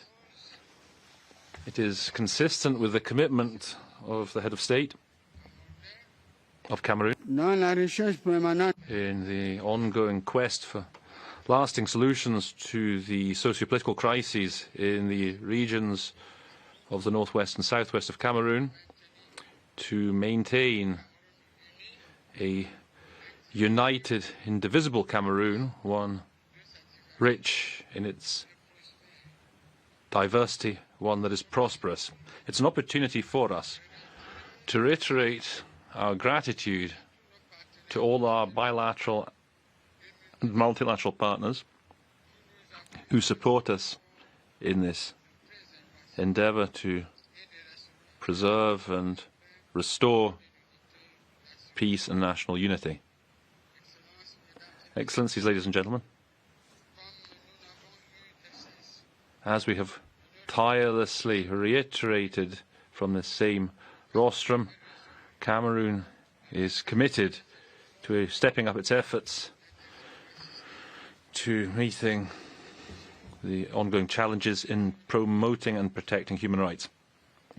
We will continue to cooperate with all UN mechanisms dedicated to that end, particularly with the special rapporteurs and the treaty bodies, to enhance and strengthen ever further our governance in the field, inter alia, through the ratification of international instruments and the modernization of our legal and institutional framework.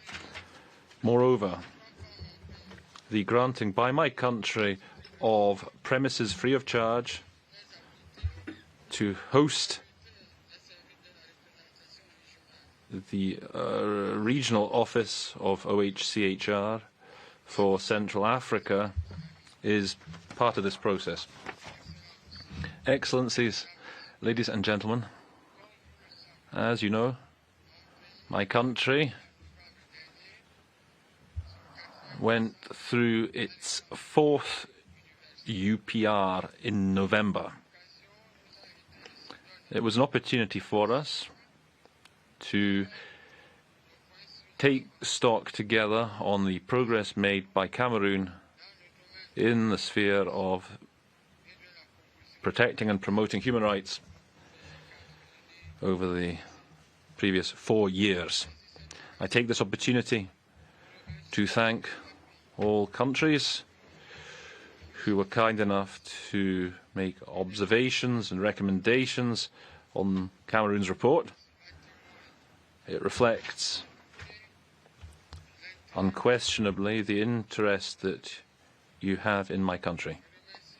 I'd also like to thank the High Commissioner for Human Rights for agreeing to support my country in implementing the recommendations stemming from that UPR. Finally, as we are all preparing to take part in the upcoming Summit of the Future, I can assure all friendly countries and all the partners represented here of Cameroon's determination to contribute to building a rejuvenated, reinvigorated multilateral system based on shared values for the greatest possible benefit of our populations. Excellencies, ladies and gentlemen, these are the values that my country intends to promote and champion as when presiding, thanks to your unanimous support of the 79th session of the United Nations General Assembly. All for your kind attention. We thank Your Excellency, Minister Lejeune Belambela from Cameroon, for your declaration. And now I give the floor to His Excellency, Mr. Tobias Billström, Minister of Foreign Affairs of Sweden, by video message. Mr. President, Excellencies, ladies and gentlemen, it is an honor to address you today. The Human Rights Council is meeting at a time when human rights are severely challenged as norms and in practice. The Universal Declaration of Human Rights, Minister of Foreign Affairs of Sweden, by video message. Mr. President, Excellencies, ladies and gentlemen, it is an honor to address you today. The Human Rights Council is meeting at a time when human rights are severely challenged as norms and in practice. The Universal Declaration of Human Rights set out to protect a unifying vision of respect for fundamental rights and freedoms for all. The greatness of the human rights vision and the reason its impact has been so enormous is that it puts the individual human person at the center.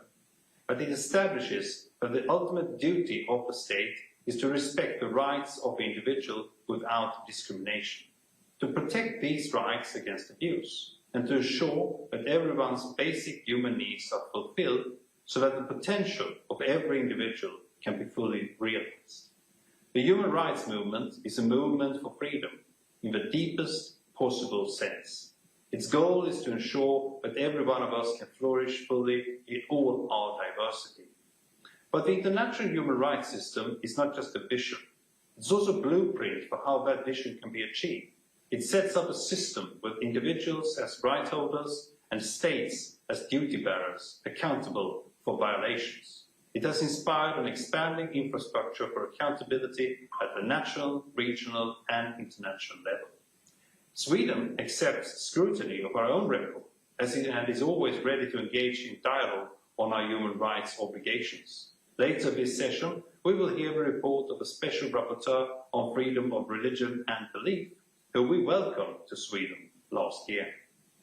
Yet even as we celebrated the 75th anniversary of the Universal Declaration of Human Rights a few months ago, we know that this system is being undermined. Russia's ruthless aggression against Ukraine, in blatant violation of international law and the UN Charter, is an obvious and horrific example. We are witnessing efforts to weaken accountability, to dilute and divert the obligations of states. We are seeing an increase in extrajudicial executions, torture, sexual and gender-based violence, efforts to turn back the clock on gender equality, the rights of LGBTQ+ persons and sexual and reproductive rights, harassment of human rights defenders and NGOs, A few days ago, we heard the appalling news of the death of one of the bravest voices of his generation, Alexei Navalny. The Russian authorities are responsible for his death. His work for democracy will carry on. We see the shrinking of civic space, the suppression of independent media and judiciaries. Not long ago, I met with Belarusian civil society activists who spoke to me of their hopes for democracy and human rights. Hopes curtailed but shared by human rights defenders in all too many countries in the world. And in too many countries, we witness arbitrary detentions. I am firmly committed to securing the release of Swedish citizens arbitrarily imprisoned for political reasons. Our efforts on that behalf will not stop. And most alarming of all, we are witnessing more armed conflicts than at any time since 1945. This calls on us to respect human rights and international law in conflict. The horrific attacks by Hamas against Israel on the 7th of October caused civilian deaths, appalling sexual crimes, and ongoing violations against the hostages, who must be released without conditions. Together with our partners in the EU, Sweden recognizes Israel's right to defend itself within the scope of international law. I have called from the start of this conflict for respect for international humanitarian law. We see an appalling civilian toll in Gaza, including on children. The high number of civilian casualties in Gaza raises serious questions about the respect for international humanitarian law. These norms must be respected. Mr. President, the international human rights system is one of humanity's greatest achievements, and it requires our sustained support in order to continue to function. It needs us to speak up in its defense when it is challenged. Sweden will continue to stand together with all our global partners who stand ready to tackle this challenge. Because we are convinced that only a world that respects human rights can deliver a sustainable and prosperous future. In these times of conflict, polarization and crisis, there is simply no acceptable alternative. Thank you. I thank Your Excellency for your declaration, and now I give the floor to His Excellency Mr. Hussein Amir Abdullahian, Minister for Foreign Affairs of the Islamic Republic of Iran.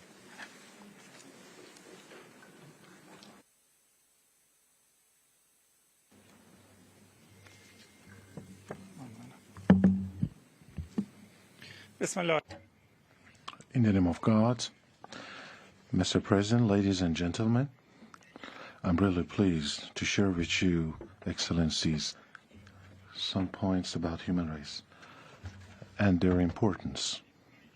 And this very high-level meeting of the Human Rights Council meeting on behalf of the Islamic Republic of Iran now,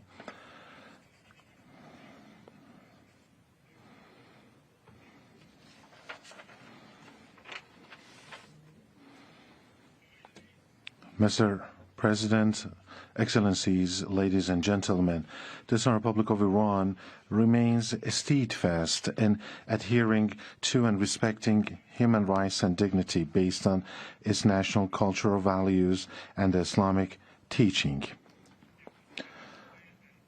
Unfortunately, the realization of the lofty goals of human rights is faced with some trying challenges, the most urgent of which is the systematic and widespread human slaughtering by the world's only apartheid regime, that is, the occupying, warmongering regime of Israel. Indeed, one must admit that the world is facing the most reprehensible moral and humanitarian crisis, which is the result of 80 years of unconditional support for and condoning the colonial occupation and the continuous violation of the Palestinian people's right to self-determination. During the past 140 days alone, more than 100,000 human beings have been slaughtered or injured or buried under rubble in Gaza. And those who happen to be alive there are facing an imminent death from starvation and infectious diseases. Dear friends, let's resolve in this important session today to not allow genocide and other atrocities become banal and normalized. I draw your attention to the recent report of the Special Rapporteur on the occupied Palestinian territories, which demonstrates the depth and gravity of the crimes and gross violations of human rights in Gaza and the West Bank. Today, the world is witnessing the maximum support for the Israeli atrocities by the United States of America and Canada and the